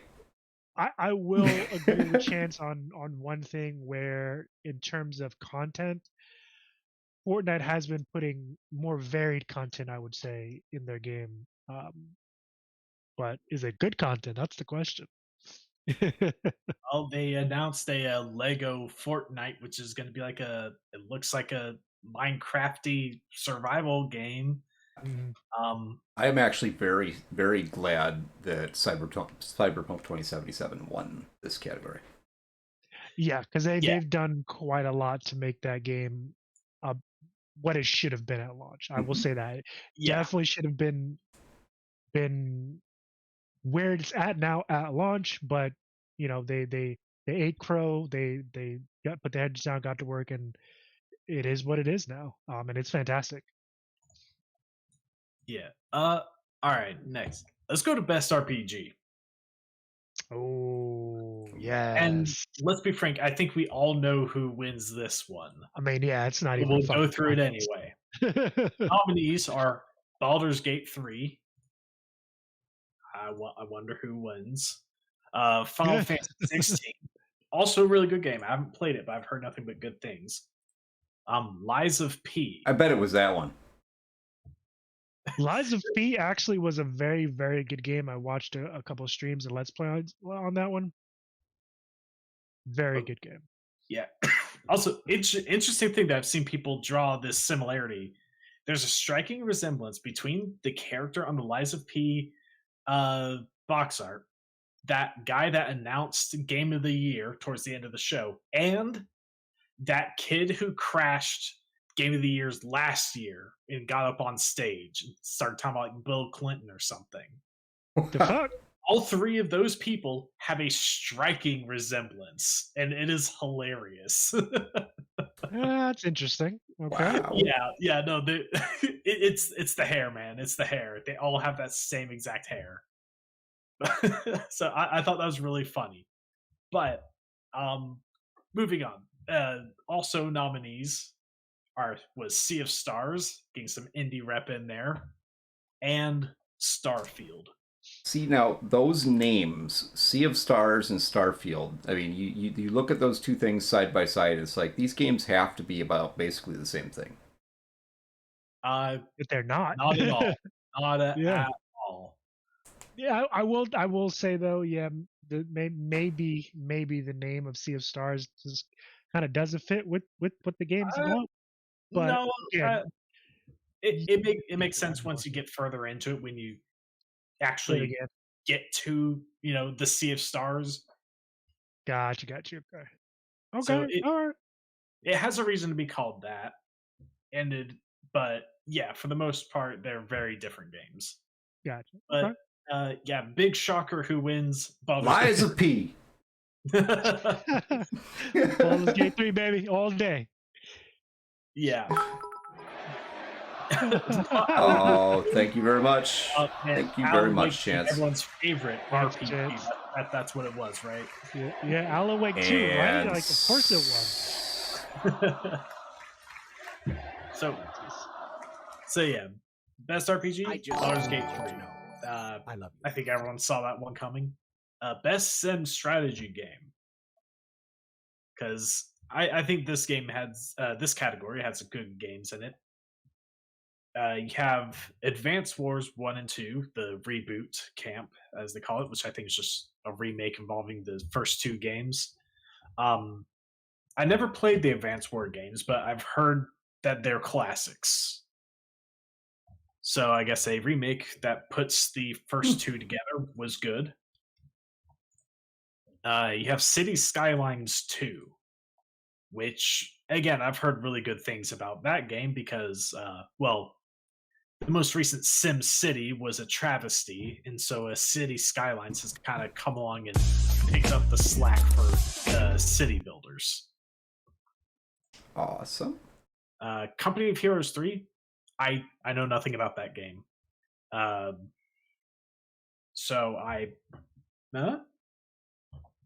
If anyone knows what Company of Heroes is, I guess you can speak up and tell us what that is, but I don't know what that game is. First of all, I need to address something real quick. Big Lundy, 1,900 hours? My man, do you sleep? Like 1,900 hours in Baldur's Gate 3. Do you sleep? Because goddamn. 600. Okay, fair enough. That's still a lot, man. But still, that's 1,300 hours of playing the game. Yo, when do you sleep? Shit. And I already know you got a busy schedule. And Chance, thank you for the follow, man. Yeah, thank you absolutely, for the follow, brother. You don't sleep. He really doesn't. Okay, after Company of Heroes 3, you have Fire Emblem Engage, which I played that. Yeah, I have fun with it, though. I feel like it's not the strongest Fire Emblem game out there, especially from a story perspective. Yeah, it is. I think Three Houses had the far better story. I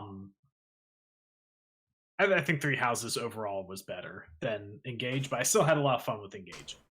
They really leaned a lot more into the anime vibes with Engage than they did Three Houses. I will say that. Which, if you're the type who likes that type of thing, then great. For me, I think they leaned into it a little too hard, but that's my personal preference. Still a good game though. And then Pikmin 4, which, I mean, who doesn't love Pikmin?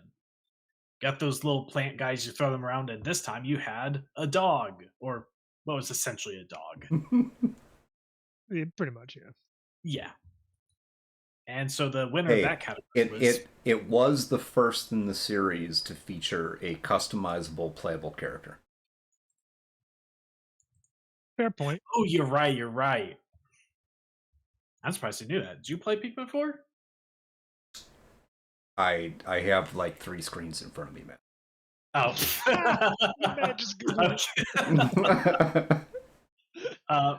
Freybrand, this is a best sim strategy game. But you are right about that. It did have a customizable character. I could have played that off. I could have played that off and been like, "Oh yeah, man, that's my jam." No, I've never played any of the Pikmin games. Tip my hat to you, sir. Yeah, sim slash strategy. Pretty much lumping the 2 categories together. But the winner of that category was Pikmin 4, which, not surprising. Let's be honest, Nintendo puts out a lot of bangers. They do. They're pretty consistent with their quality. Just ignore Scarlet and Violet over there in the corner. I got my headset on still. I remember Command & Conquer Red Alert. Snack on real quick. Oh, Command & Conquer Red Alert, Fury's Revenge. That was my shit. Yes. I played so much of that game. All right, let's see. Who we got next? Did anybody pick a category? What's another one that I care about? Because there's a lot of categories, and I don't think we're going to get to all of them. But let's do Player's Choice. Okay, yeah. Let's go to Player's Choice, which I guess this one was just Player's Voice, I guess they called it. I guess this category was probably completely chosen by like votes from the people. At least that's what I think it is. And this is a relatively stacked lineup here. So the nominees for Player's Voice are Baldur's Gate 3, Cyberpunk 2077, Phantom Liberty, Genshin Impact, Marvel Spider-Man 2, and Legend of Zelda Tears of the Kingdom. Which I feel like the odd one out there is Genshin Impact, but maybe that's just me saying that because I don't play it, but me either. It's a big game. Mm-hmm. It's a big game. MiHoYo knows how to leverage the power of waifus, and you know what? It works. A lot of people play those games because they got cute anime girls. Right, Brad, with and they know character design. Man. I mean, I've heard that the game actually isn't bad, like gameplay wise. Again, I haven't played it myself, but from my understanding, it's actually not a bad game. But it's more than just gacha waifus. Who did get it? Baldur's Gate 3, baby. Yeah, as it should be, as it fucking should be. Yeah, see, it was like part of the Baldur's Gate 3 sweep. Mm-hmm. Oh yeah. In the this like sprint that the Game Awards show speed ran through, I think Baldur's Gate 3 won like 3 different awards, and they just shotgun fired it all. Mm-hmm. Well, no, Baldur's Gate 3 won officially. Wait a minute. Did you have a tally here? I do have a tally. Hold on. How many? Let's engage some folks here. Let's just see. Well, let's test their knowledge, since they already like blew our knowledge part right from the very first thing that we talked. Way to go, Matt. Again, the single hole in my note taking because the streamer's face cam was over the writing when I paused. Baptized. Welcome in, buddy. So, okay, Big Lundy, question for you, man. This is a fire question. How many awards did Baldur's Gate 3 get?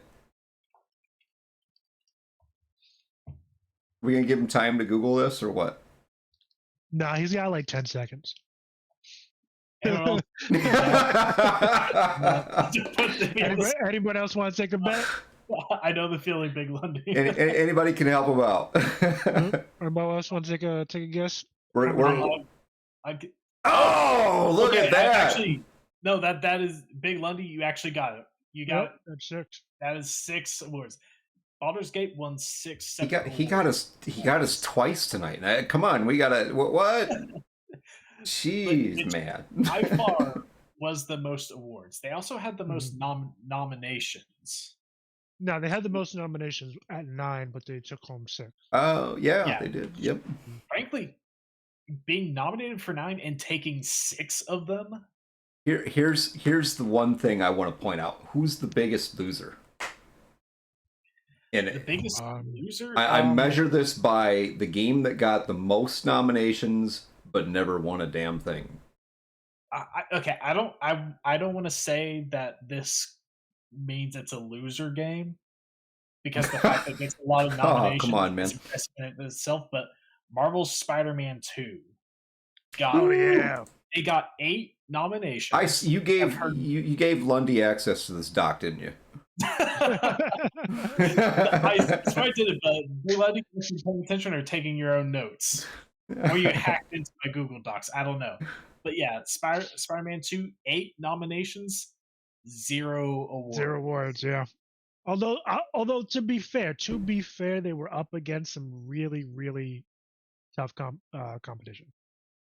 But the fact that they won 0, that shit gotta hurt. That has to fucking hurt. But you know what? The way I say it, if you're at least nominated for something, that's a good sign, even if you didn't win. So getting 8 nominations, that was the most, right behind Baldur's Gate 3. So you know what? Well done on their side. Mm-hmm. If I were to say that someone was the actual biggest loser here, and I mean that with just a little bit of disrespect, I'm going to say that's Starfield. Because I'd say it's probably the biggest game that got only a single nomination. It didn't win. Why do you have to hate on Bethesda so? Big Lundy. Because they earned it. Which one do you think they should not have won? I'm curious. Because I think they got robbed of one. I think they got robbed of that one with Alan Wake 2, personally. Like they couldn't give everything to Baldur's Gate. Best multiplayer? Who was in that category? Let's see. Where did I put that? For multiplayer. Okay, it was Baldur's Gate 3, Diablo 4, Party Animals, Street Fighter 6, and Super Mario Brothers Wonder. Those were the nominees, and Baldur's Gate 3 did take home the win for that one. Okay, who do you think should have won then, Lundy? Because you said Diablo 4, we about to fight. Oh wow! See, we're gonna have to get him to GaryCon now, so that we can all just have a pint and call this good. Yeah, so the nominees for best multiplayer were BG3, Diablo 4, Party Animals, Street Fighter 6, and Super Mario Brothers Wonder. And BG3 was the winner. Yeah, I don't think any of those. I don't think any of those other titles. I will agree. Okay, we ain't fighting. I will agree with that one. For me, it was either Street Fighter 6 or Super Mario Brothers Wonder. Yeah, I mean, I think it was one of those two. And because BG3 did have some issues with their multiplayer. It was a little wonky. I think they've ironed out a lot of that stuff though. But it was a little wonky. I ain't gonna lie. You got some strong opinions. Any Super Mario game is gonna have good multiplayer because they really build it. They really build the game for that, and just to be fun to play with your friends. And some of their games, they make it very easy to sabotage your friends as well. So it's easy to develop love-hate relationships with your friends like that. Like a Mario Party game. Great at destroying friendships. the best multiplayer games do, in my opinion. All right. So, just a brief break from that. What was your what do you think the best announcement made at the VGA was? Best announcement? Yeah, there was a few. That's a good question because as much as I'll complain about all the announcements, there were some good ones in there. Yeah. I won't deny them that there were some very interesting things that were announced, whether it's world premieres or trailers or whatever. So for me, it was Light No Fire, guys from Hello Games did No Man's Sky. That was okay. We gotta talk about this one because Sean Murray, my guy. After what happened with No Man's Sky, the way he overhyped it and the way it came out, like, my guy, you did not come out to do that same shit again. In the same goddamn way, saying we're going to go even more ambitious than No Man's Sky. I'm like, how do you learn nothing? Yeah, exactly. Have you learned nothing, motherfucker? Don't do this again. Hey, come on now. You gotta keep pushing forward. No, like, okay, it's not over until I win. That's his approach. I mean, pretty much. So he comes across to me as a very sincere guy. So I think he genuinely believes everything he's saying. But I'm just so worried that the same thing is going to happen, and because he's going to end up being Crow again. Yep. Yeah, so it's like, please don't do this. I hope that it doesn't turn out like No Man's Sky did at launch. It's like, what are the chances? I mean, if you say that everything you do is great, you gotta be right at some point, right? It's like a broken clock. That's the hope. Like, okay, I'll give Hello Games credit because they brought No Man's Sky back. I'd say it's an even greater comeback story than Cyberpunk 2077 was. I think they crossed an even greater threshold. No Man's Sky? I'll agree with that one. Yeah. Yeah. I think those two games, No Man's Sky and CP 2077, have at least in the single player ish category, have the best comeback stories for sure. There are a couple of games out there that really do. But Freybrand, I am 100% in agreement with you. The fact that they gave Space Marine 2 like a 10-second fucking cameo, super fucking disappointing. That's also true, Big Lundy. They did actually have a longer race. You're correct. Like, okay, one thing I will say when it comes to No Man's Sky and Light No Fire is that the technology that they were developing for No Man's Sky was completely new to them. Like, the type of games that they had developed before was nothing like No Man's Sky. But I think with Light No Fire, they're going to be able to reuse a lot of the technology that they've developed over the years for No Man's Sky. Mm-hmm. So I think that's one point I will give them that makes me hope we won't see a repeat of what happened. Yeah. Also, Duelist Kind, I am right there with you. Yeah, I am also. Wilds looks fantastic. Also super excited for Monster Hunter Wilds. Visions of Mana, obviously, that's going to be a fucking banger. Fucking anything to do with the Legends of Mana IP is absolutely amazing. Obviously, God of War. Blade. Like DLC. Blade, that it's coming out of Bethesda, so I'm lukewarm. Okay. Not Bethesda does come out with some good. I mean, they did like a Dishonored. That. True. That was years ago. Wait, did Matt just say something good about Bethesda? Are you feeling okay? Bethesda does have some good things about it, but my main thing with them is that they've rested on their laurels so hard. True. Yes, they have. Skyrim, well over a decade old. Where's the next Elder Scrolls game? How many more times are you going to re-release that damn game? Yep. But yeah, okay. One game I'm also really looking forward to is No Rest for the Wicked. Oh yeah, no. No Rest for the Wicked. I gotta say, I was excited for the Fallout series. However, after experiencing the launch of the Lord of the Rings and the Wheel of Time series, I'm kind of cringing at this point. Oh yeah, like Yeah, I get yeah. where I can't blame you for that one. Actually, we've yeah. seen some disappointments, but there also have been some good examples of adaptations that have gone well. Which perfect segue into best adaptation. Don't you love how that works?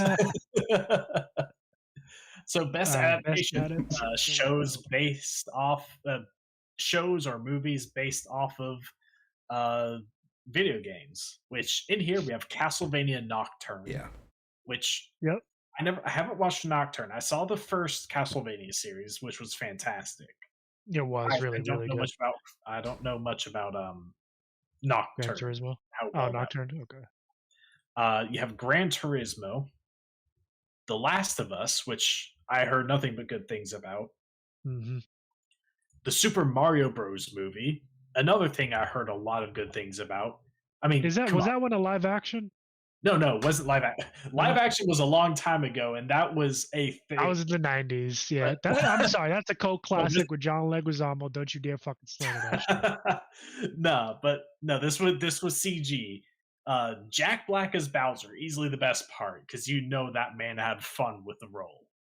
Yes. Yeah, he did. And, I love Jack Black. Twisted Metal. I actually saw that one. That was actually pretty good. It had Anthony Mackie in it. I don't know the name of the guy they got to play Sweet Tooth, but he did a fucking phenomenal job. Go watch it. It was absolutely really fucking good. Yeah, and so the winner of this category was The Last of Us, which Pedro again, Pascal I heard a lot of good things about.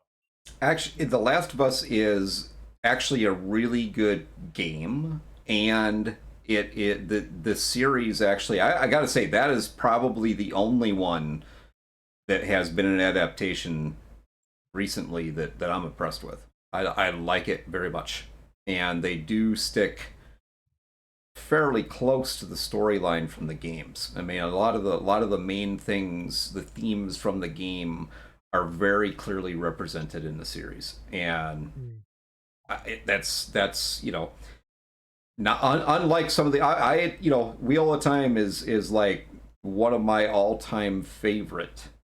It's definitely the story series that is the fantasy series that is absolutely top notch for me, and they're butchering it, and I just, like, for me, so disappointed. Wheel of Time and Lord of the Rings are on the same level, easily.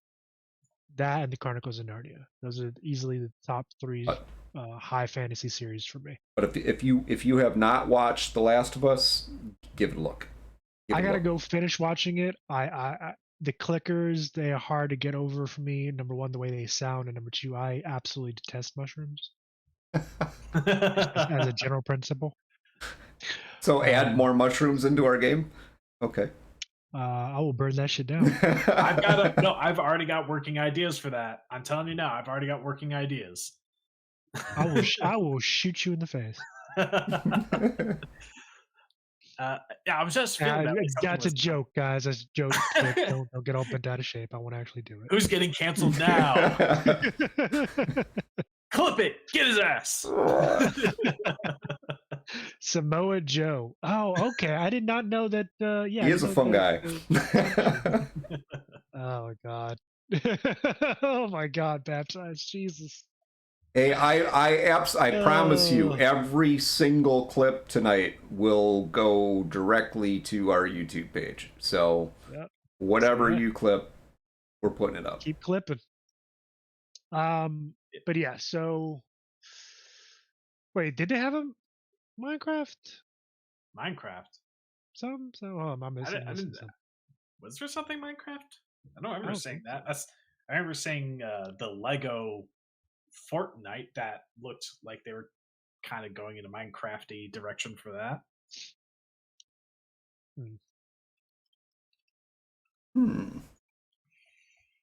What else we got? We got more categories for sure. That is true.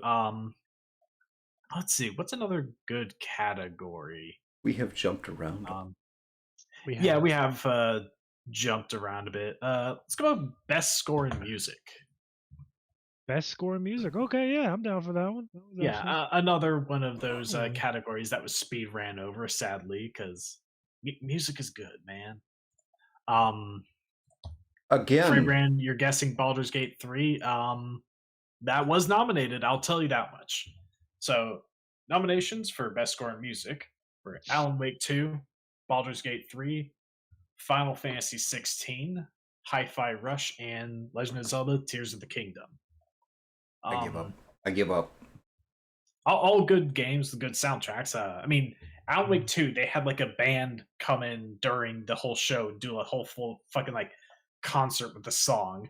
They It- did it- actually. That was That was actually pretty cool. I won't lie. Yeah. And Jeff Keighley like getting in the middle of it and joining in on the performance, you know that man had fun. Yep. So you know what? I'll say that was a fun moment there. And Infinity Core, you are correct. Final Fantasy is the winner of that category. Which honestly, Final Fantasy 16 is also another one of those games that came out swinging and got quite a few nominations. They Actually, did. they actually came out there with 6 during the whole awards show. Yeah, that is one thing with all the Final Fantasy games. Their scores have been absolutely just top tier every single fucking time. Whatever else you think of the game, like with Final Fantasy, their scores are just good. That doesn't actually surprise me one bit, the Final Fantasy one. Yeah, but they don't skimp on that. And Big Lundy says, I mean, just he'll say this: Hi-Fi Rush is the only soundtrack I've just sat and listened to on YouTube without playing the game. You know, I'm gonna actually have to play this game now.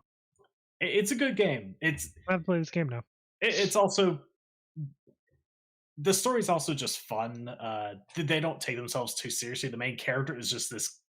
He's a cocky idiot, but just kind of lovable kind. Gotcha. All right, so the next actual category that I want to go into, because this is also very, very critical for a good game, I at least I feel, is best art direction. And again, this one's another stacked list. Yeah, definitely. You got Alan Wake 2. Alan Wake, again, it comes up quite a few. Hi-Fi Rush, another one that came up quite a few times. Lies of P, Super Mario Bros. Wonder, and The Legend of Zelda: Tears of the Kingdom. Lies of P, baby. Come on. I feel like you say that have you played just because you have no idea what the game is. I was gonna say, Greg, have you played Lies of P? You're starting to sound like you have, but I don't know if you have. I mean, honestly, that name, I am gonna have to go check that game out because it's just with a name like Lies of P. I mean, you know, you that's the kind of game that you buy just because. Yeah. You're like, what the hell is this? P, I'm buying and it. why are they lying? Right. Exactly. Right. So the winner for that category, best art direction, is Alan Wake 2. Now here's the thing with that one. I don't necessarily disagree from what I saw, but I saw more of Lies of P. I saw more of Legends of Zelda: Tears of the Kingdom. So in my opinion, I honestly think one of those two should have won. Personally. Tears of Kingdom, I think that's I don't disagree on that one. Like Tears of the Kingdom was a beautiful game, but I don't know if it did anything particularly special enough. So you kind of think the reason why they didn't win was because, kind of like what Lundy said, it was kind of a rehash of what they had already done. There was no new kind of direction. I wouldn't say because of that, but more again, like I think some of the others on this list do a lot of like really interesting things with their art direction. I take like that. Say Super Mario Bros. Wonder. It has moments where you get the Wonder Seed or Wonder Flower, it's some item that you get in the level, that like transforms the entire level in like many different ways. Like there's one level where when you get that item, transforms the whole level, and all of a sudden it turns into a musical. You have like piranha plants coming out of pipes. They Okay. start singing. Okay. I see you, Nintendo. That's Yeah, kind of cool. it is very cool. Like they did a lot of really cool things for Super Mario Bros. Wonder. They got very experimental in the way that they changed the levels, not just the way they function, but also the way they look. Got like pretty psychedelic sometimes. And like, and so again, Sounds like a game you should probably play while high. Tell you what, you know what, you're not wrong. I don't think you are wrong at all with that one. Don't do drugs. Don't do drugs, kids. Don't do drugs. But yeah, like I think Zelda, while a beautiful game, doesn't have any, at least not from my memory, a moment where it does that, where it really switches everything up, turns it on its head, and just has moments like that. Gotcha. Okay. Oh, shit. I don't know. I'm looking at this Liza P game, and it does actually look interesting. Yeah. Part of the reason, if you're well, okay, great. I think part of the reason you haven't really heard a lot of it. It just released September 19th, but it's got a, according to this, it has a Souls like, so Dark Souls like feel to it. And it's loosely based on the adventures of Pinocchio. I mean, how could you not want to put those two things together? P is Pinocchio. Okay. I get it now. Lies of Pinocchio. All right. We figured it out, folks. The Lies of Pinocchio wouldn't sell. Lies of P, I mean, that sells. Yeah. But yeah, let's see. Well, actually, before we continue, let's do some housekeeping because it is getting on. It is time, yes. We are right past the time, which I am totally fine with. Well, actually, we updated that. We're this our Wednesday night. Oh, did we? Yeah, it's not 90 minutes anymore. It's 120. As the host, shows what the fuck I know. You didn't read the memo then. I see how that goes. I guess not. No, I probably, honestly, I probably did, but just forgot. But anyway, the sad part, Rob, is that you like responded to the memo even. So yeah. Yeah. So okay. This is why I need to write shit down. But yeah. So housekeeping. What are we? Housekeeping. Next Wednesday for the update log episode 32, we're actually going to go into some of the controversies that have come out over the last 24 hours, namely that zombie game. What the fuck is it called again? The game that was out for like 3 days. The day before, or some shit like that. If it's not that, it's very close to it, but it's an interesting tale. Yes. The one that I'm very upset that I missed. And then we're also going to go into the Hasbro WotC situation. Another one? They let go 1,100 people. Oh my goodness! Oh damn! Okay. I hadn't heard about that one. See, now he's not paying attention either. Okay, you know what? When it comes to Hasbro and WotC, there's always something. Yeah. Yeah, I mean, you're not wrong. They're the Activision Blizzard of the TTRPG space. There's always something coming out of them.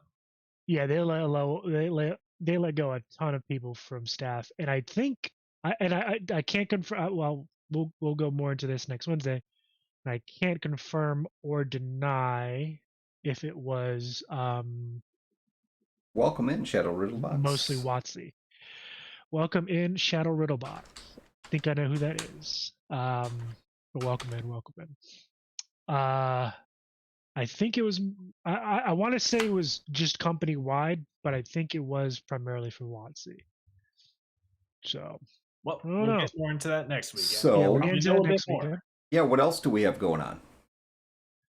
Well, tomorrow we are actually going to be playing a one shot of The Witcher TRPG at Large House Horror Games, and it's gonna fucking rock. It's gonna be awesome. I'm gonna kill one of you at least. You know what? I don't think so. I think there's one of us that will be absolutely safe from you. I really do. Oop. And there goes everybody. Hold on one second. We'll back in here.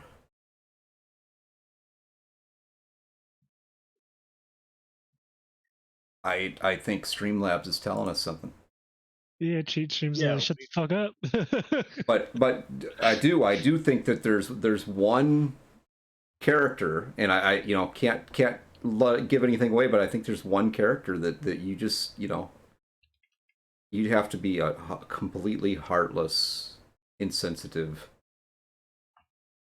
morally ambiguous person. Yeah, no, Frank Brand. I think because you mentioned Google, they're like, shut down the stream. They know. Probably. No, it'll be cool. We're go for it, man. We're gonna have the one shot of The Witcher tomorrow night. You got any teaser you want to give?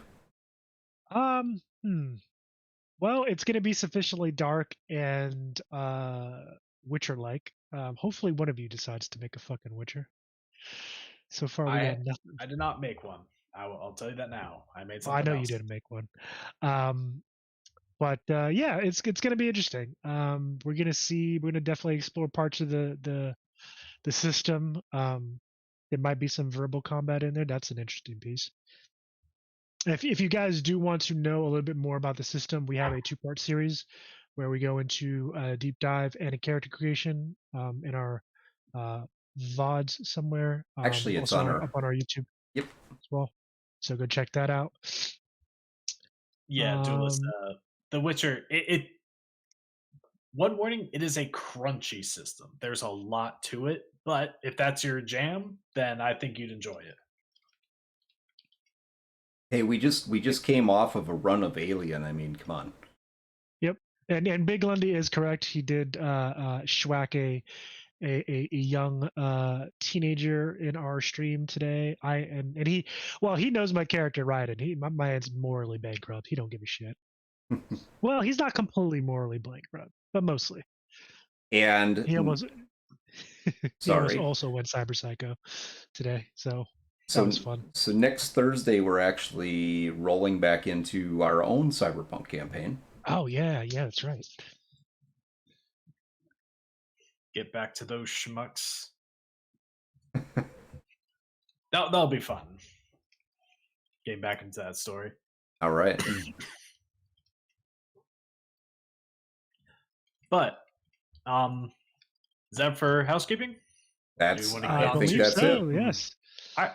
Do we want to go ahead and get to the main part, the game of the year? Yeah, let's get to the game of the year, man. I think that we can cap the stream off with that one, because that's what we're all here for. Okay. Now, one bit before that, because I want to just give a shout out to some of the games that got a lot of nominations throughout this whole awards show. Because there are quite a few that managed to grab quite a lot of nominations. Only 2 games managed to grab multiple awards, being Baldur's Gate 3 and Alan Wake. But there are several others who were constantly in that competition, in the running. So we mentioned before Spider-Man 2 with 8 nominations. Actually, even more nominations than Alan Wake, even if Alan Wake won 3 awards. Hi-Fi Rush got 5. Which is, they got a lot. They had quite a number of them. That is a very decent showing for something that isn't really even like a huge game. It didn't have like Bethesda's full backing behind it. Got like 0 advertising. That's a damn good showing for something like that. So props to Hi-Fi Rush and people who made that. Tears of the Kingdom got 6 nominations. So did Final Fantasy 16. And Cyberpunk 2077 got 5 nominations. So I think each of those games had very solid showings this entire time. But now on to Game of the Year. So the only two that got nominations and no wins were Spider-Man 2 and Resident Evil 4. I mean, of those who got like a bunch of nominations. Mm-hmm. Well, yeah, okay, yeah.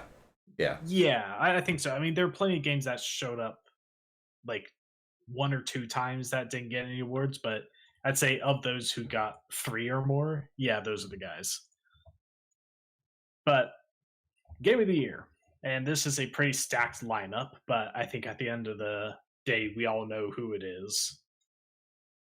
But we have Alan Wake 2. No, sorry, I was reading the wrong list right there. Surprisingly, Alan Wake 2 Matt, you can't be an announcer. I'm practicing. I'll get there one day. All right, sorry, I was looking at the wrong list. So nominees for Game of the Year: Baldur's Gate 3. You have Super Mario Bros. Wonder, the Resident Evil 4 remake, Legend of Zelda: Tears of the Kingdom, and Spider-Man 2. I feel like we've already kind of spoiled Spider-Man 2 already is not the winner, since we said that they got no awards despite all of their nominations. Mm-hmm. But yeah, I think unsurprisingly, drum roll. Amazing drum roll. Thank you. But awesome. Game of the Year Shadow Box for 2023 was unsurprisingly Baldur's Gate 3. Yep. Wow, really? Are you kidding Who saw me? that coming? You know, after the surprise. after the waves it made when it dropped, like it absolutely deserved it. Which I feel sorry. I have to feel a little sorry for Zelda: Tears of the Kingdom, because before Baldur's Gate 3 came out, it was a show. Everyone was saying this is going to be Game of the Year. And then Larian Studios is like, hold my beer. It really did. After like several years in early access, they said like, all right, now's the time. Yeah, it was like they had they fucking Lose Yourself started playing in the background, and Larian Studios just came out swinging. But it again deserved, very much deserved. Yeah, and okay, I have to bring this up because this was great. Because you know when the team from Larian Studios went up to accept their reward, Sven Vink, the CEO of Larian Studios, comes up in a full-on suit of fucking armor. Like that should look dope though, I ain't gonna lie. It did. The man was sitting there in the audience the entire time in a suit of armor, waiting for the very end for Game of the Year. And as he was giving his speech, he was moving. You could just hear that thing like clanking. It was amazing. The man he sat in that motherfucker throughout the whole 3.5 hours. You know what? Okay, if I had a suit of armor, I would be doing that shit too. Like the man that shit look hella uncomfortable though, I ain't gonna lie. Super uncomfortable. It's not about the comfort, it's about the spirit. It's about he was establishing dominance because I mean Frank Man, you're right. The man knew. He knew it. He knew they were already winners. Everyone knew. Everyone knew. Like if Baldur's Gate 3 wasn't there, I feel like Tears of the Kingdom would have been the shoe-in for that, but Baldur's Gate 3, everyone knew. He knew you were a suit of fucking armor, and you know, the man is a total nerd for wearing that, but I am all for it. Yeah, wow. I 100% support that. Wow. Wow. Judgy much, are you? I mean, it's the guy's wardrobe choices. And by the way, suits of armor are not, depending, if you get a good suit, they're not that uncomfortable. So that is true, depending on I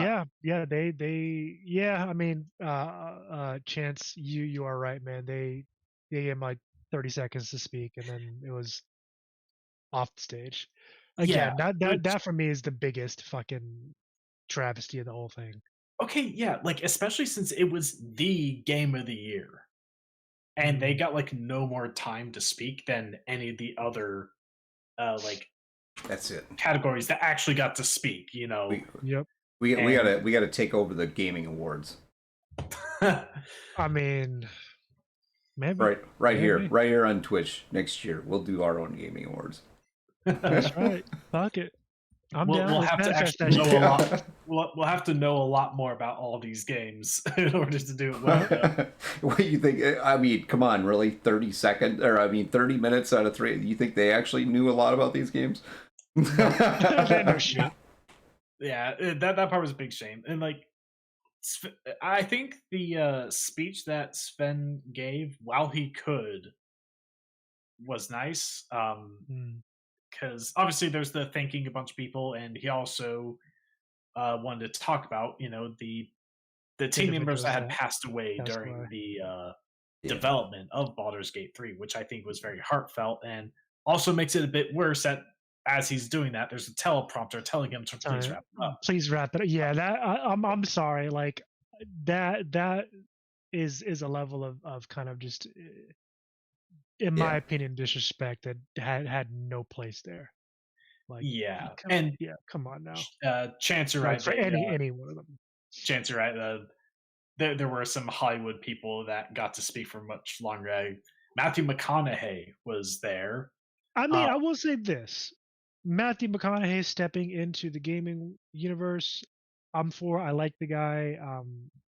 From what I know of him. All right. Exactly. He seems like a really cool dude. Yeah, but keep the focus where it belongs. I mean, come on. At the end of the day, yeah, you keep the focus on the games. I like Matthew McConaughey too. I'm not going to say, you know, I have nothing bad to say about Matthew McConaughey, but yeah, keep the focus on the games. Yeah, I mean, we're starting to see that Hollywood is starting to get a bit more involved in the gaming scene. A lot of like well-known actors are starting to take part in like voice acting roles. Hell, the Super Mario Bros. Movie, you know, even if it is a movie, it's still based on a video game, had a lot of big name voice actors behind it. Well, I think it's twofold. It's, on the one hand, you have a lot of these actors who are coming out and you know, embracing the fact that they're gamers, because a lot of them are in one form or another. A lot of them are gamers, like Lance Reddick, Lance Reddick, one of the best voice actors, and played some fucking iconic characters in both video games and cinema. Henry Cavill, Jack Black, who else? Vin Diesel. You know, I mean, his nerddom is widely known. Yeah, Matt Mercer. Well, he's less of a Hollywood star, more. Yeah, he's less of a Hollywood star. Voice actor. That's his main shtick. There's quite a few of them that play video games of one sort or another, or even teach RPGs of one sort or another. So I think that's that part of it where they're learning. Hey, look, people accept this shit now. It's more mainstream, but in that mainstream, Hollywood is seeing money. Yeah, exactly what they're saying. Just more money. Well, here's absolutely right, and you know, I love the fact that a lot of the, you know, these people that are talking about their love of the games, and you know, I mean, their fame obviously plays a role that is helpful in a way. It's the fear piece to it is that you start getting the whole people that are moving into the industry just specifically because they see dollar signs. And I'm not saying that these actors or anything like that are doing that. I mean, you know, but you're always gonna have these folks though, right? Well, and you know, it doesn't bring good things with it. That's the thing. So. No. It does not, especially, again, like I agree with you, Greg. I don't think a lot of these actors, or any of these actors, to be fair, are looking at it that way. But some people are, and it's I would highly, you know, I would make a bet that it's somebody is, because if you know, Matthew McConaughey gets more time on the stage than any of the actual creators at the Game Awards, it's kind of okay. What game did he create? Yeah, well, he's voice acted something that's coming out. I can't remember the name of the game. I can't remember it either, and I don't think he was even in the trailer that was presented, which is I another don't think level of so odd. either. Yeah, that was odd. I'm gonna have to go back and watch that. But yeah, basically He's like, he's "Yeah, part I'm of in the this game." It's like, watch right. the trailer. It's like, where? So yeah, I was like, where? And we could be wrong. It could be that he was in there, just didn't catch it. And again, I'm glad that more folks are getting all, into it. all, But all I'm saying is, if the venue is to recognize the creators, then recognize the fucking creators.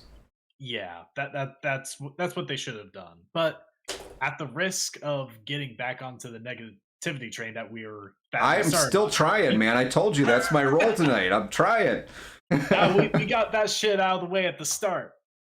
Let's end this on a good note. yeah, let's do it on a Gonzo the good note. Muppet. God, so the Donzo the Yeah, he Muppet. made an appearance during the Game Awards, and you know what?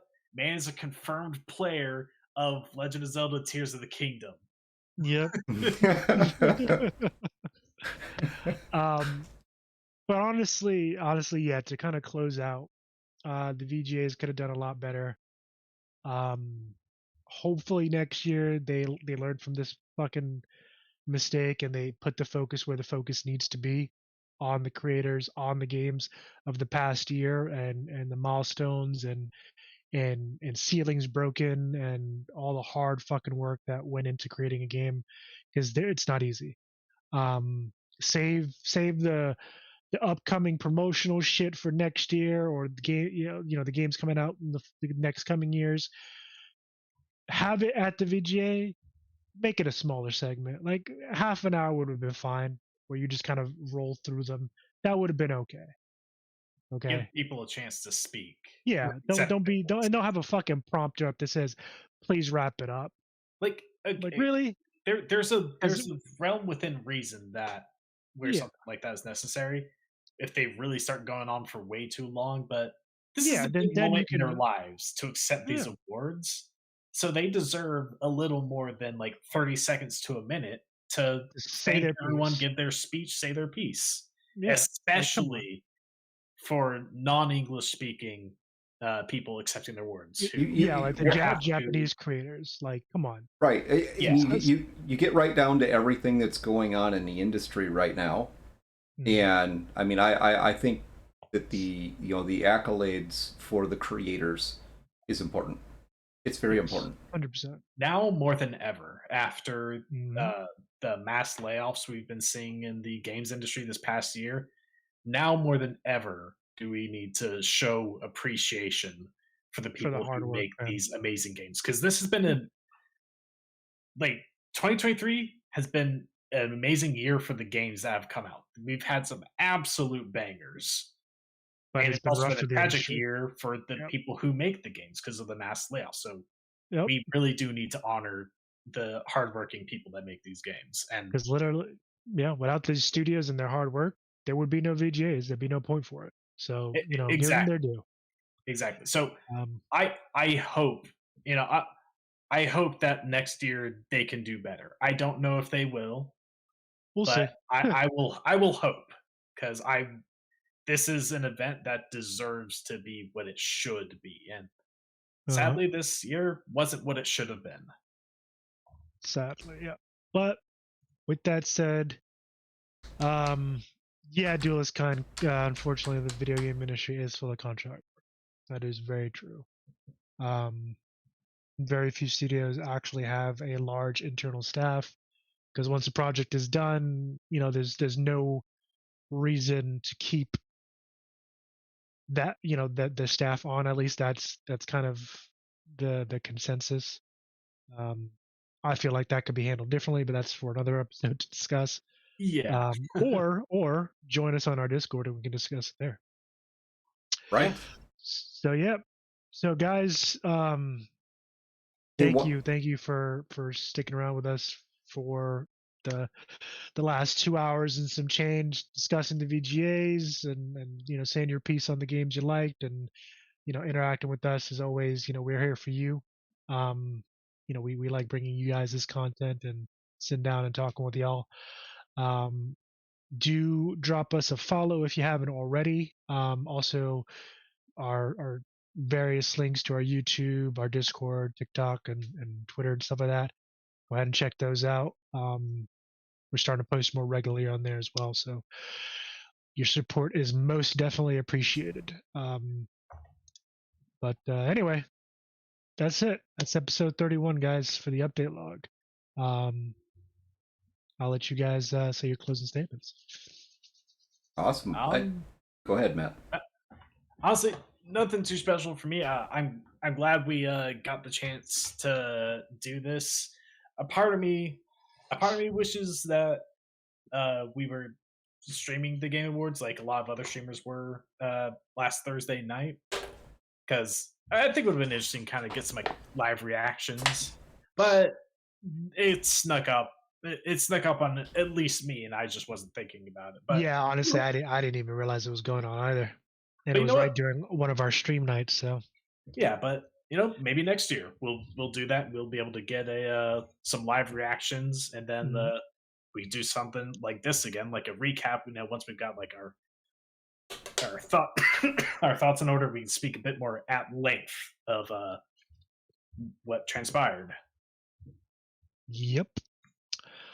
Absolutely. So, and my closing statement to everybody is, there were a lot of really good games that came out in 2023, and we may pick on some of the games and whatnot, but there's a lot of really good games that came out this last year, and it leaves me hopeful for 2024, and maybe we'll get some more really good games that are coming out in 2024. So stick with that thought in mind. Look forward to something good coming. I hope. Other than that, thank you all very much for being here tonight. We really appreciate you and your support in our stream and in our own content creation. And we look forward to seeing you tomorrow night for our Witcher stream. With that said, I'm going to set up our raid into one of our friends from the GaryCon planning group is streaming tonight. Yes. Chaotic, they are. Yeah, Chaotic Good Gaming. So we're going to run over and check him out. Please do show him some love. It looks like they're doing a game stream, so just check it out. And we'll see you all tomorrow night. All right, guys. You guys have a good one. Yep. See you guys next time. Here I go again. Horrible with this timing thing. Oh no. You really are bad at that. I am. We're doing so well this whole stream. Good night. It can't end like this.